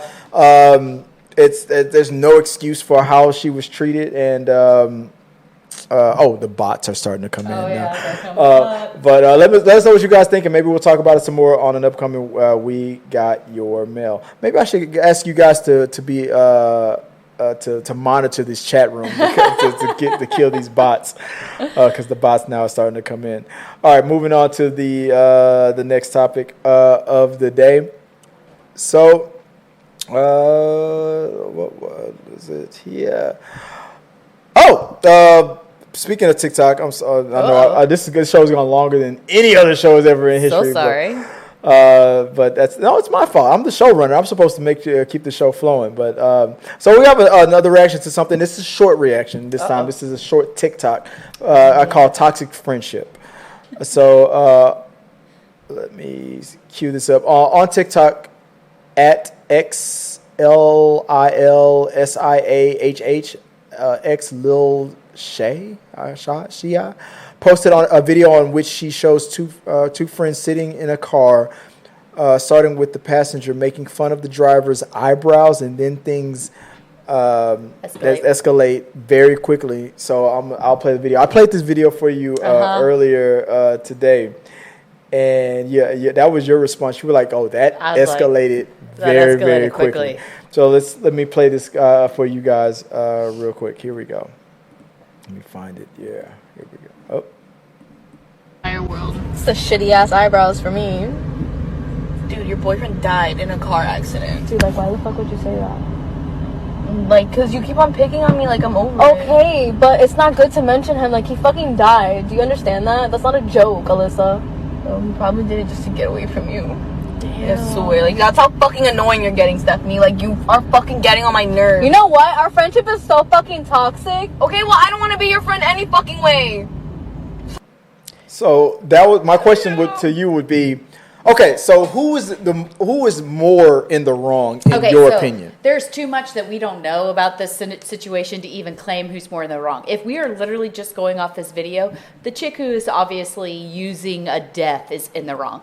But this also could have been a long-term thing of this friend. A long time coming? Yeah, like this friend picking on her constantly, being the butt of her jokes. I mean, the video starts with her picking on her about her eyebrows. Which, granted, is a way less level of your boyfriend died and probably died because of you. Like, that shit got real fast and not okay. I mean, I know, and I would assume that, being a person who has a spouse who passed away, so like if this was we don't joke about that. Yeah. Like, I do, because I have very morbid humor now, but my morbid humor is more like, that's when you know you're in a friendship there where you it's okay. Have like, that okay, it's okay kind of a thing. That was not an okay. Yeah, you could tell that this was not that relationship. No, but it also seems like that toxicity is running back and forth. Like, this one friend is really tired of being this friend's butt of her jokes. Like, she seems like she's been picking on this person for a long time coming, and she's just had it. Yeah. She's fucking had it. Yeah.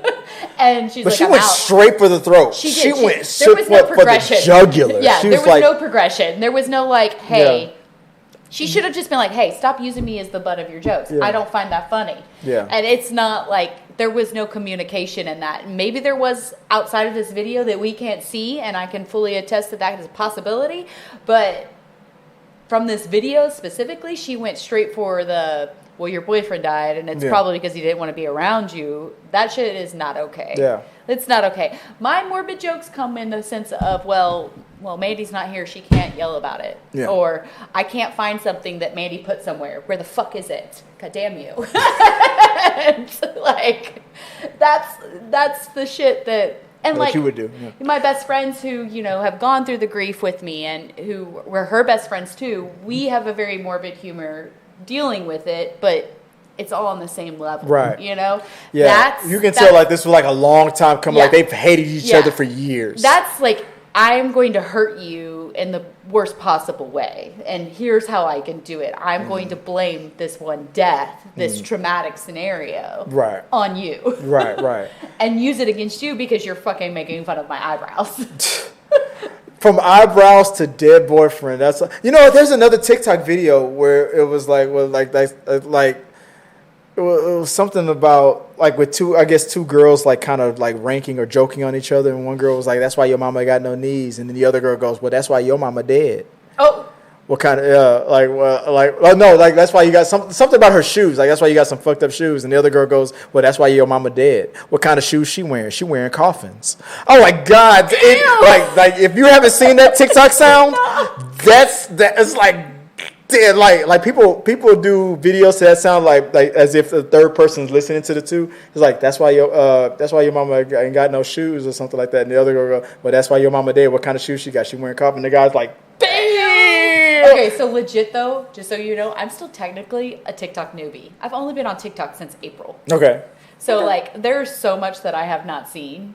On TikTok, like legit. I gotta find that one because that's what this one reminded me of. It's like when one person goes, you can tell she's been holding that in for a minute. Yeah, and was waiting for the right time. The next time this bitch talks about my eyebrows, I'm gonna bring up her dead boyfriend. Yes, she really hit was. Her. Hit her. She's So let us know what you guys think about that. What did she go to? Who, in your opinion, let us know in the comments, who is in the wrong? The girl who constantly, in the beginning, making fun of the girl's eyebrows, or the second girl bringing up the dead boyfriend? I don't know.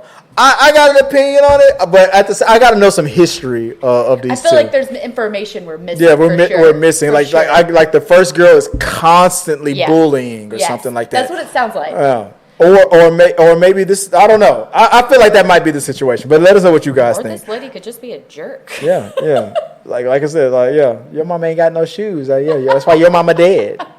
What kind of shoes she got on? She wearing coffins. She said she wearing coffins. Oh my God. Like, look for that TikTok sound. It's hilarious. What kind of shoes she wearing? She wearing coffins. Damn. I just walked away. Oh, damn. All right, let us know what you guys think about that, and we'll talk about it on an upcoming We Got Your Mail. All right, moving on to the all right, that's going to the end of the show. Now I go into the We Got Your Mail portion of the show. That's where we read your comments and things like that. And for We Got Your Mail, we take the best comments. I like to do a whole show about it. So let me go into the We Got Your Mail portion of it and see what came up on the latest We Got Your Mail. So for We Got Your Mail, this comes in from Ron Hall. This was on a Bill Burr video that I did, a reaction video called No Reason to Hit a Woman. By the way, let me ask you this. Have you ever watched Bill Burr? You know Bill Burr, the comedian? I do know Bill Burr. Yeah. Have you ever? I don't know if there's a video clip called "No Reason to Hit a Woman."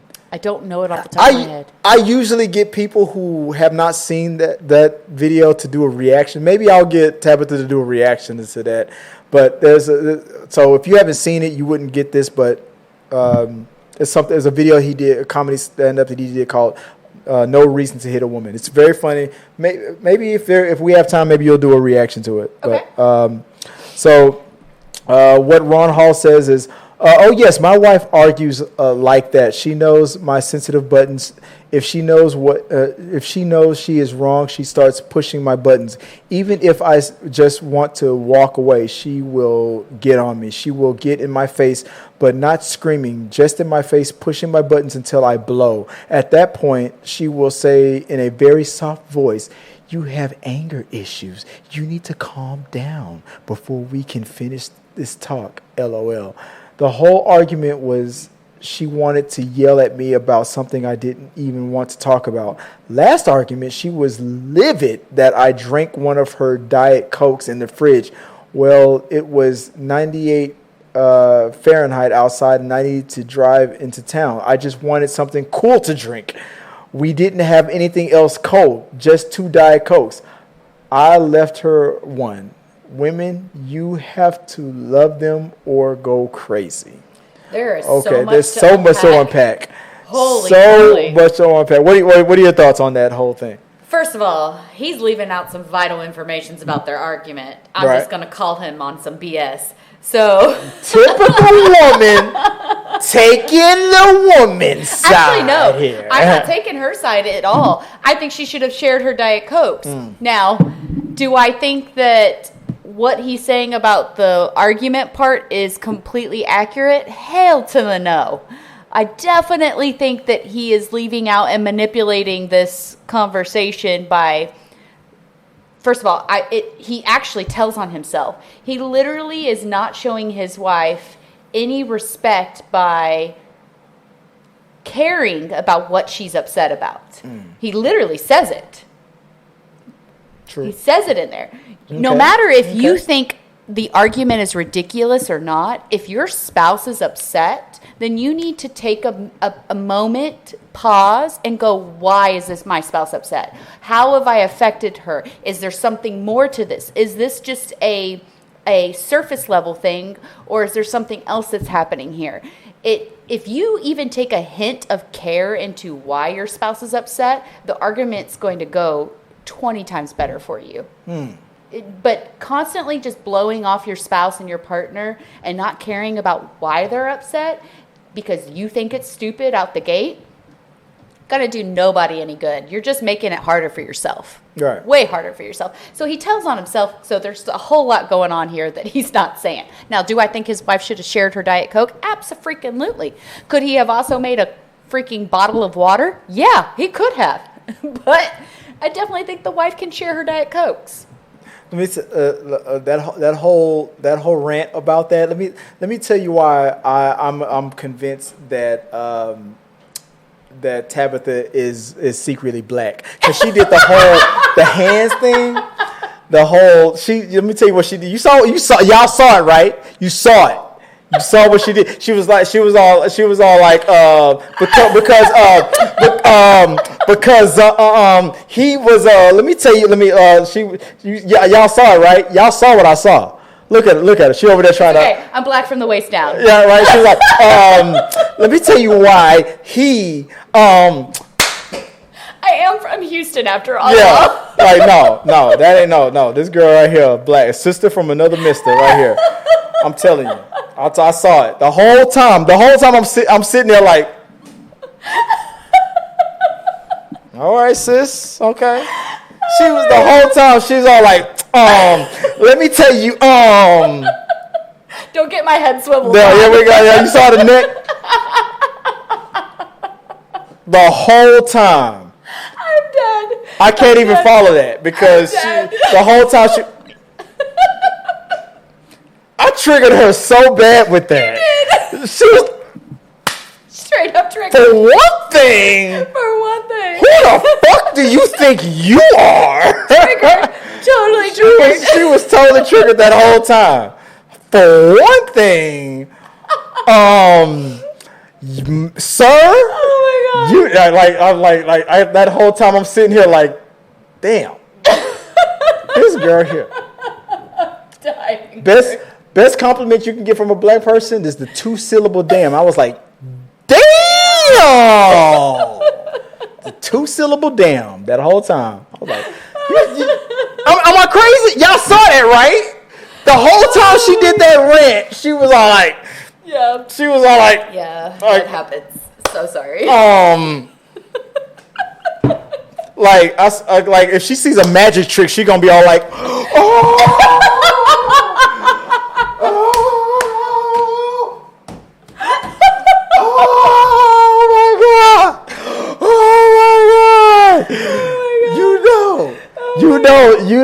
You don't ever show this girl a magic trick. Don't ever show. Why your headphones still on? I don't know. I keep forgetting they're on. I ain't gonna lie. The only reason why I remember because I did that run thing or that run around. That was the only reason I remember that we didn't even need it. All right, moving on. Oh my God. Moving on to the next thing. All right, okay.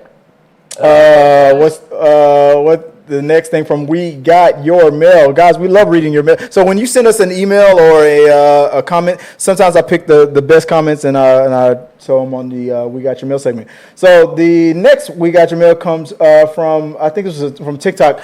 _friendly_ghost_ on TikTok regarding the Harley Quinn Jewish actor. He goes, bro, I legit had no clue that Harley was Jewish. It's a religion. There are various race/ethnicities that are Jewish. Did you know that Harley was Jewish? I did Yeah, not. she is. Harley Quinzel. She is Jewish. Okay. She's always been Jewish. Okay. But that came from another video that I did where there's a TikTok, I forgot her name, but she's upset whenever if the Jewish community is being like disrespected or not represented, she calls it out. Mm-hmm. And when Lady Gaga was cast as Harley Quinn, she was pissed because it's like, can Jewish actors never play Jewish characters? It was her point. Okay. So that's what he was talking about. But he's in his opinion, it's like Jewish is a religion, it's not a race. I'm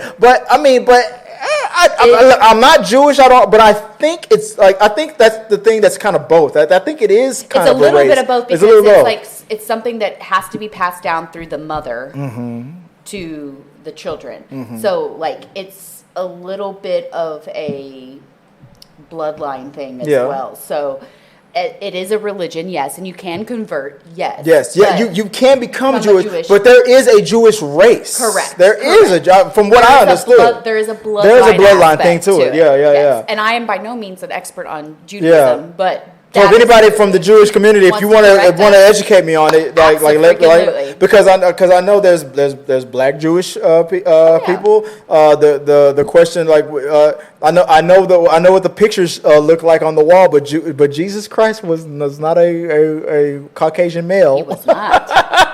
He was not. He was very tan. Exactly. But he was very tan. But let us know what you guys think. So that was what he was talking about on that video. So he was responding to that. But yeah, okay. So let me move on to the last one from We Got Your Mail. This comment that came in from Bradley Braun. Let me pull it up. Bradley Braun 24 this is from Instagram. Regarding the Till movie trailer, I did a reaction to that movie about Emmett Till. If you don't know if you ever, Carolyn Bryant, the person who accused Emmett Till and got him killed. Her name is Carolyn Bryant. She's still alive. That's what that whole reaction video was about. And he responds to that. He goes, "Shit, they came and got me for an 18-year-old warrant. Hell yes, go get her ass. She's not special." And the context on that was the question was because there was a warrant out for her for making a false police report and all that stuff. There's a warrant for her arrest. She was never charged because the judge didn't want to disrupt her life. The people who lynched and killed Emmett Till got off scot-free and all that. And her, after admitting that Emmett Till didn't do what she said he did. Yeah, she's still alive. She got to live her whole life. And they're like, "Would you arrest this really old lady?" Yeah. So that's what that video was about, and that's what Bray Bun says. Like, shit, yeah, they came after me for an old warrant, and I made the point to say, look, there's an 80-something-year-old man named Bill Cosby that's in jail right now for something he did a long time ago. And he rightfully deserves to be. Right. So go get her. Just as much as she deserves to be punished for her actions. Right. Absolutely.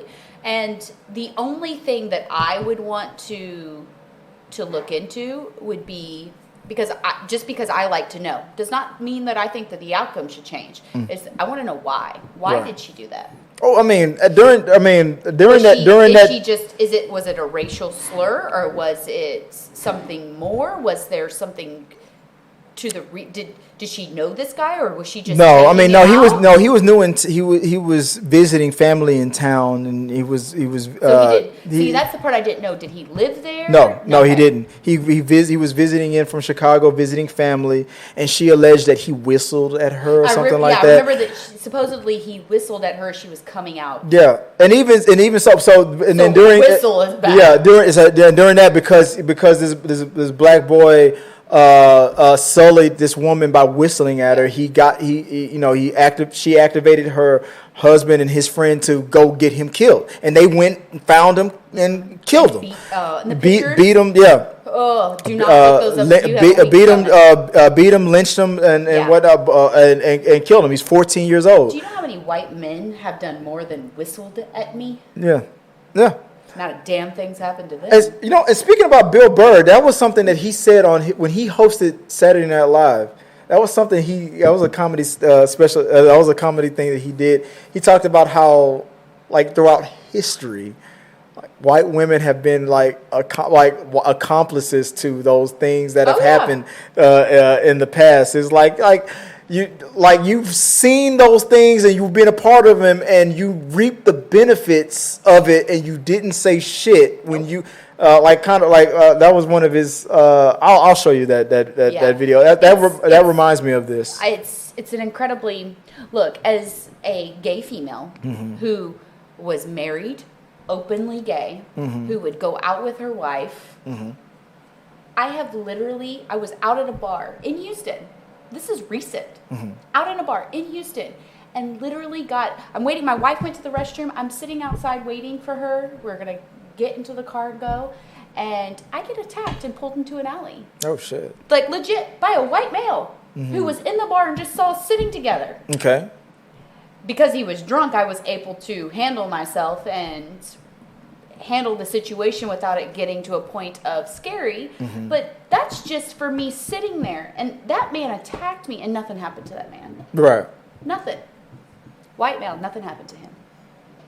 And that, I mean, and that's and nothing happened to those guys that get killed to Emmett Till. Yeah, nothing happened to him as well. And there's so much that goes down into us creating these situations to where we've got to do better. Yeah. That woman should still be held accountable for her actions. Yeah. No matter how long ago they happened, no matter how much she's grown, she could be a different evolved woman. She lives her whole life. But if she was evolved, she would have turned herself in. She would. Oh no, there's no way in the world she would have turned herself in. She felt justified in what she did. And then guess what? She deserves to be punished. She deserves to have to deal with the consequences of what she did. That's my opinion. There was a warrant put out for her arrest, and if I remember correctly, it said something like the judge said something like, "I don't want to bother." She's a mother of two boys. I don't want to bother her, or something like that. What about how bothered the Emmett Till's family was? Yes. But it didn't matter back then for them. But that's so that's what that comment was about. Makes me angry. Yeah. It makes me so angry. Well, guys, like I said, for our We Got Your Mail segment, whenever you have any questions, comments, concern, when you put a comment to the during our live chat, or if you email us or through Stream Labs, and if you send something, or during the live show, especially if it's a super chat, we'll definitely talk about it when you support the channel on that level.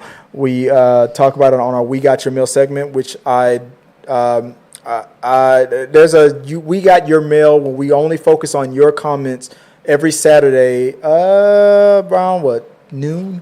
That's when I do the We Got Your Mail segments. So send those comments in, send those questions, your theories, whatever you want to say, and then we'll talk about it on We Got Your Mail. I said in the beginning of the show that I would do like a quick interview, and I failed to do. I forgot to come back to that, so I want to do that now. I'll give the floor to you, the stage to you. So when people want to find you online or anything like that, we can talk about like how we met. Me and Miss Jordan over here. Yes, this old lady over here. We met. We went to Comapalooza. Yeah, we did. That was my first time going to Comapalooza. No way. We got press passes to go. I was down there working. Yeah. To cover the event, and the first day I dressed up like Mr. Glass from Unbreakable, from the Glass movie, Samuel L. Jackson, Mr. Glass. And the second day, my wife told me, she's like, "You got that Ruby Rob costume. Go." I was like, "I don't want to dress up like." I was gonna go in my regular clothes and just interview people. She's like, "No, dress up like Ruby Rob," and I did. I'm gonna tell you guys something. the second I walked into that building, I mean, before I walked in, when they were like that line before you get into the room, I kept it, Ruby Rob! Yeah. Yeah. Every 5 minutes. Ruby! Every 5 minutes somebody was asking to take a picture. And then towards the middle or the end of the day, then like the whole day that was happening. And then at one moment, I forgot who spotted her. I don't know if you spotted me first or I spotted you first because I came up and tapped you on the shoulder. Yeah. I was like, hey. Right. And I belong in the same movie. I was all like, look, I'm married, so like, don't love me like you do. Like, no. It's like, I'm gay. It's okay. Like, and I was like, what? That is, what is that like? What was that with Half Baked? He's like, you want to be my girlfriend? She's like, and she was like, no, I'm gay. He's like, what? What's that like? It's great, guys. It's great. It's great. But she wants, so we took pictures. I was like, I didn't think I was going to see anybody else dressed in the Fifth Element. Yeah. And I'm sure you're thinking the same thing. And she spotted a Ruby Rob. I spotted a Lilu. And I should have had the picture queued up, but I don't. But you can see it on my TikTok. Yeah, we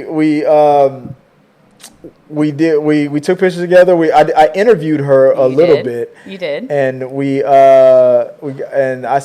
I reached out to her later on after that. I said, hey, I would like for you to be on the show. And she was supposed to come to the show last week. And she was like, look, anonymous peasant. That is not how that happens. I'm busy, is what she was like. Look. I was like, wow. And then, but today's the day. She's like, this is the first time she's on the show. It is. And I don't know if you've been having a good time. I've been having a blast. I've been having a blast too. I've been having a blast.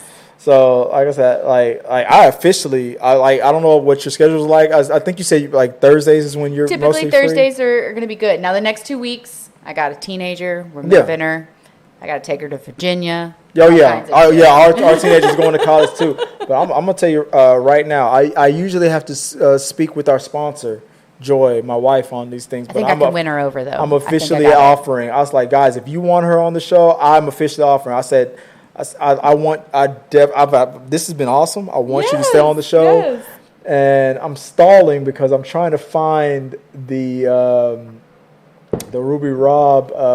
Where is it? Like, I can't. It won't let me find the pictures that we took. It's on my TikTok too. Let me see if I can find it. Okay, there she is. There I am. Yeah. Tabitha.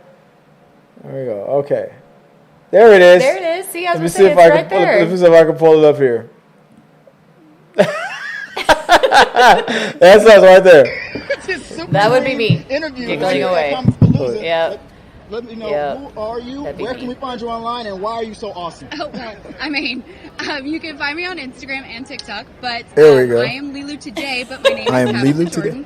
My Instagram is tabitha.jordan. That's my Instagram. And, yeah, we're just hanging out, having fun, and dressing up, and enjoying the so we I'll pause it right there. So yeah, that was it. Then I reached out to her and I said, I would love for you to be on the show, and she was like, I have to think about it.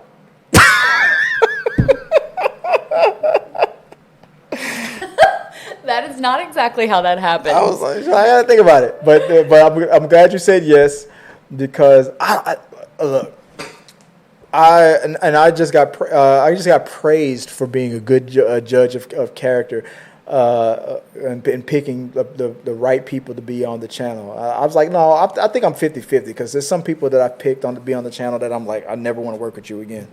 Then there's other people like my friend Amy Newman who's now been hired to go to another YouTube channel that I watch all the time, and he's got way more subscribers, and the channel is doing so well that he's actually able to to pay people. I want to pay people for their time and whatnot. But I'm going to when the channel was at a level where people who would watch us live, like all you freeloaders out there, would send super chats in and donate, and I use those donates to pay the people what? a $2 donation. They can send a super chat. Give it to you, man. I mean, anything that you send to me, I'm gonna put equipment in. I put it onto the show. Put it to the show. Put it to the show. But when I met her, I was like, dude, that I don't know what it was. Something about that interview because you weren't the first Lilu. There was another Lilu out there. There was one other there. Yeah. And I met her, and we talked. We took pictures. But I didn't. No. She was probably a lovely person. I don't know who she is, but I'm telling you, when I know.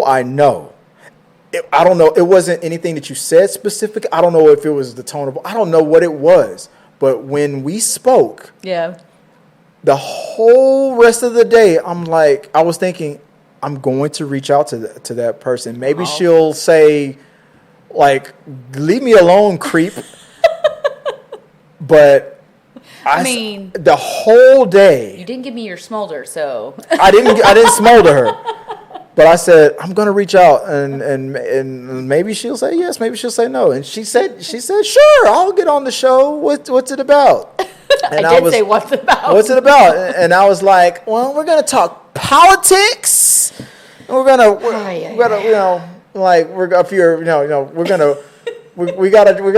no. She was like, no, fuck that. No. I said movie news and all that stuff. And she said yes. Yeah. And she said yes. I've had a blast. I really have. And I think that's incredibly sweet. I enjoyed our interview there. And even afterwards, because I'm a complete nerd, went to my best friend who was with me at Comapalooza. Yeah. And I was like, I don't even know what I said. I was like, I was like, hey, on the show, do you drink? I was like, yeah. She was like, do I drink? I was like, oh yeah, that's right. You were holding a drink when I met you. I was like literally holding a shiner, as you can see. Yeah, in the right here, she was like holding a shiner. It's like, do I drink? Look at this. This is my shocked face the whole time. I was like, what are you drinking? Shiner. It's just in a koozie. Oh my God! They kept giving me koozies. Look in the comment section right here. Mimi Brumfield. That's my ex-girlfriend. Nuh-uh. Huh? Aww. We dated for like a week, and we're like friends. I was in high school.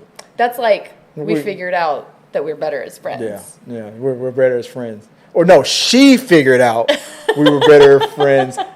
I then later realized that because I was a loser. But no, we've been friends ever since. I didn't realize she commented on that video. Aw, that's so sweet, though. But to telling people about you real quick, I know, and I thank you for coming to the show. It's a long way, but like, if tell people about you real quick. So, I am a business owner. I'm a woman in business. I own a go-kart track and game room called Bay Area Raceway. We're on the south side of Houston, so if you're ever down that way, please come by and say hey. I have been in the service industry and entertainment industry for a very long time. It's a family-owned business. We've been around for 27, 28 years now. I am a mother of 3, all girls. We're a house full of estrogen. All of my dogs are females as well. The only male in my house is my lizard. God, what else? I am a widow. My wife passed away in March. And so we went to Comicpalooza and for my daughter's birthday present and went there with a bunch of our friends, met you, and then here we are. Yeah, so it's me. You can find me on TikTok. He has posted my TikTok name. Yes, right there at Les Have Fun. Yes, I'm very gay. All the gay over here. And then my Instagram is tabitha.jordan.18, and you can always follow me there as well. And then you can always look up Bay Area Raceway and see what we got going on there. So it's always a good time. I'm Houston native and grew up here and have lived in Texas my whole life. So yeah, that's awesome. Me. Awesome, yeah. And like I said, there was something about it. Like I said, when that brief conversation, we were just talking about our costume, our costumes, and stuff like that. But there was something there. I was like, I just knew. I was like, let me reach out. Yeah, you never know. You never know. You never know. So, and look. Obviously, something worked because she's right here. drinking up all my damn liquor. Yeah, I am taking it down. And it was awesome. So, and I like when I get the studio back to the third microphone and everything here. This is to accommodate at least 3 people, and when I'll have my wife here, everything. But lately it's just been for 2 people here. Otherwise, Joy will probably be sitting here with us. But yeah, who is a lovely woman. I'm sure everybody who watches. I wouldn't kick her out of bed. He doesn't. Man, I doesn't. Neither would I. Yeah, right. I fucking knew it. She's like, my wife was like, who the Lilu girl? Like I was like, babe, she's looking more at you than she's looking at me. All right, accurate. And then Joe was like, I'll allow it.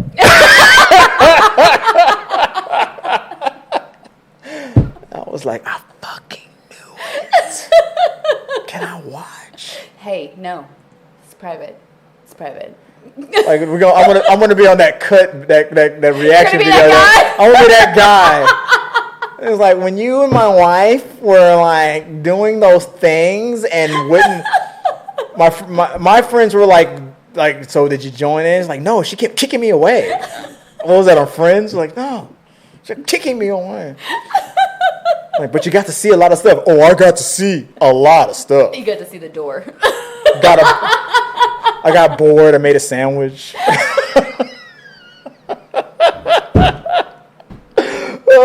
like the conversation's been going crazy ever since. Before, as we end the show off. Yes. Real quick. Let's see. Rachel goes, we see her hands. I can't remember what that's about. Waist down, left. Amanda, I'll take it. You all know her personality. Nixon, I wish. I can't remember the context of what we're talking about. So shit. I'm sorry. I don't know.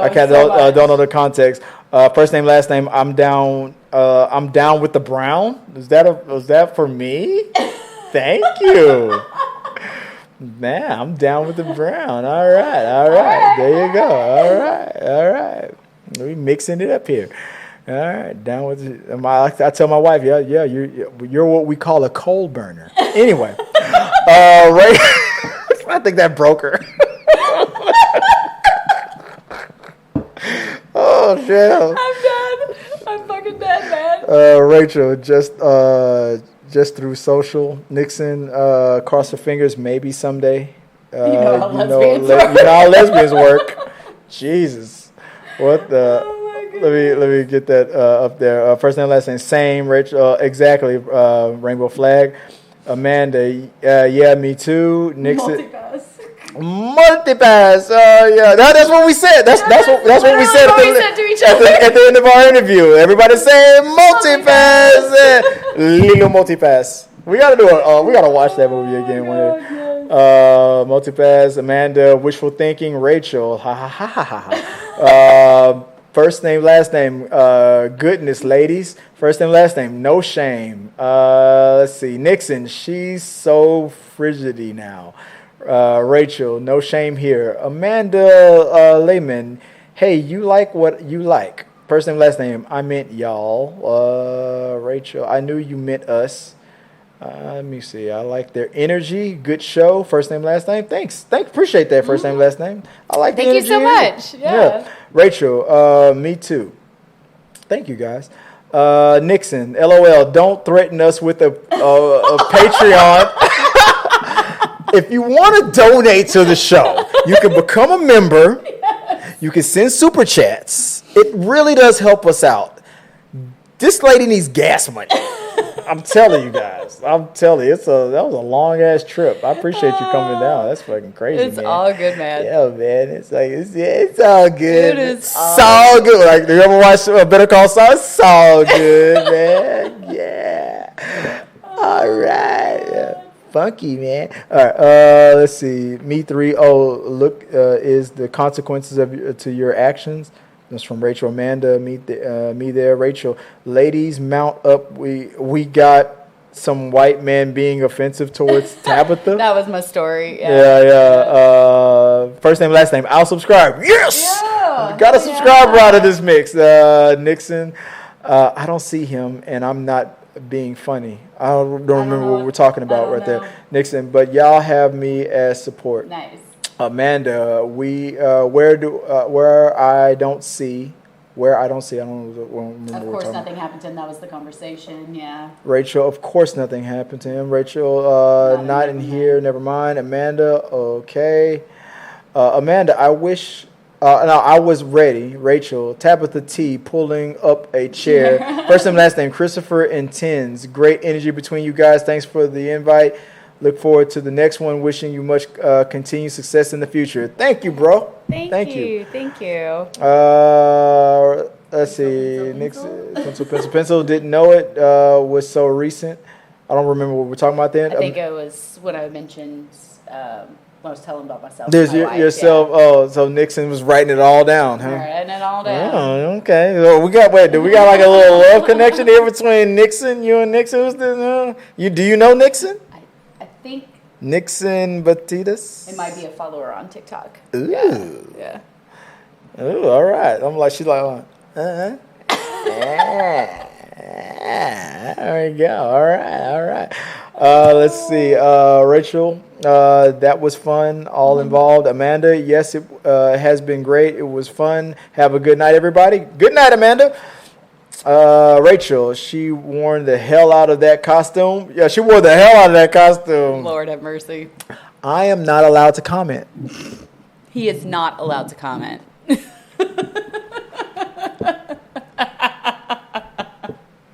What I always say, if I was single right now, I'd be getting turned down by this lady right now. I always say that. I say that all in every scenario. If I was single right now, I'd be getting turned down by you right now. He would be, but that's not his fault. That's because I'm gay. Goddamn penis. It's the penis. Foiled again. It did it. Damn penis. Gotten away. Let's see, Amanda. Well, good thing you did reach out. You two have great. You two have been awesome. Thank you. Thank you. Nixon, LOL. I meant Tabitha's pencil. What? I'm not gonna dissect that. Rachel, I think Tabitha is genuine, authentic person. Not to disappoint. Aw, and thanks, then Nixon Batista. Yes, I'm a TikTok and Instagram follower. Yeah. See, there you go. Yeah. TikTok and Instagram. Well, what about T3 Medias? Do you follow me? You better. You better, because I'm ready to disappoint you daily. That's life. That's exactly that's what I say to my wife. I stand by that statement. He's not disappointing in the disappointment. So I do not when it comes to the disappointment, I do not disappoint. There you go. Guys, that'll do it. That'll do it. T3 Medias was brought to you in front of a live studio audience. I want to thank my guest here, Tabitha. She already told you where she can find you and all that good stuff, and I appreciate you guys in the comment section, guys. Don't forget, hit the like, subscribe button. This was the longest, but the best, one of the best shows that I've ever done on the rundown. I'm not gonna trim it or cut it. This is perfect. 2 hour, 30-minute show. Next week's show will not be that long. But I didn't want to censor anything and going. I thought it was a great show. Guys, keep sending your comments and your questions, your concerns, your theories, your complaints. Like Chris, I hate that hat. I hate the way you chew your food. I hate the way you slurp your soup. Whatever you want to say, it's fine with me. And like I said, and guys, let me go back to full screen again. And Tabitha, I'm glad that you were here with us and joined us. I hope to see you again. Yes, absolutely. Here as well. And guys, like I said, send those questions, and I appreciate you guys for listening to us. Hit the follow button, hit the subscribe button, all that stuff on Twitch, on Facebook, all that other stuff. Blah blah blah blah blah. I gotta go pee again. Yeah, me too. So, guys, I'm gonna go. So, appreciate you guys. Till next time. Bye. Have a happy.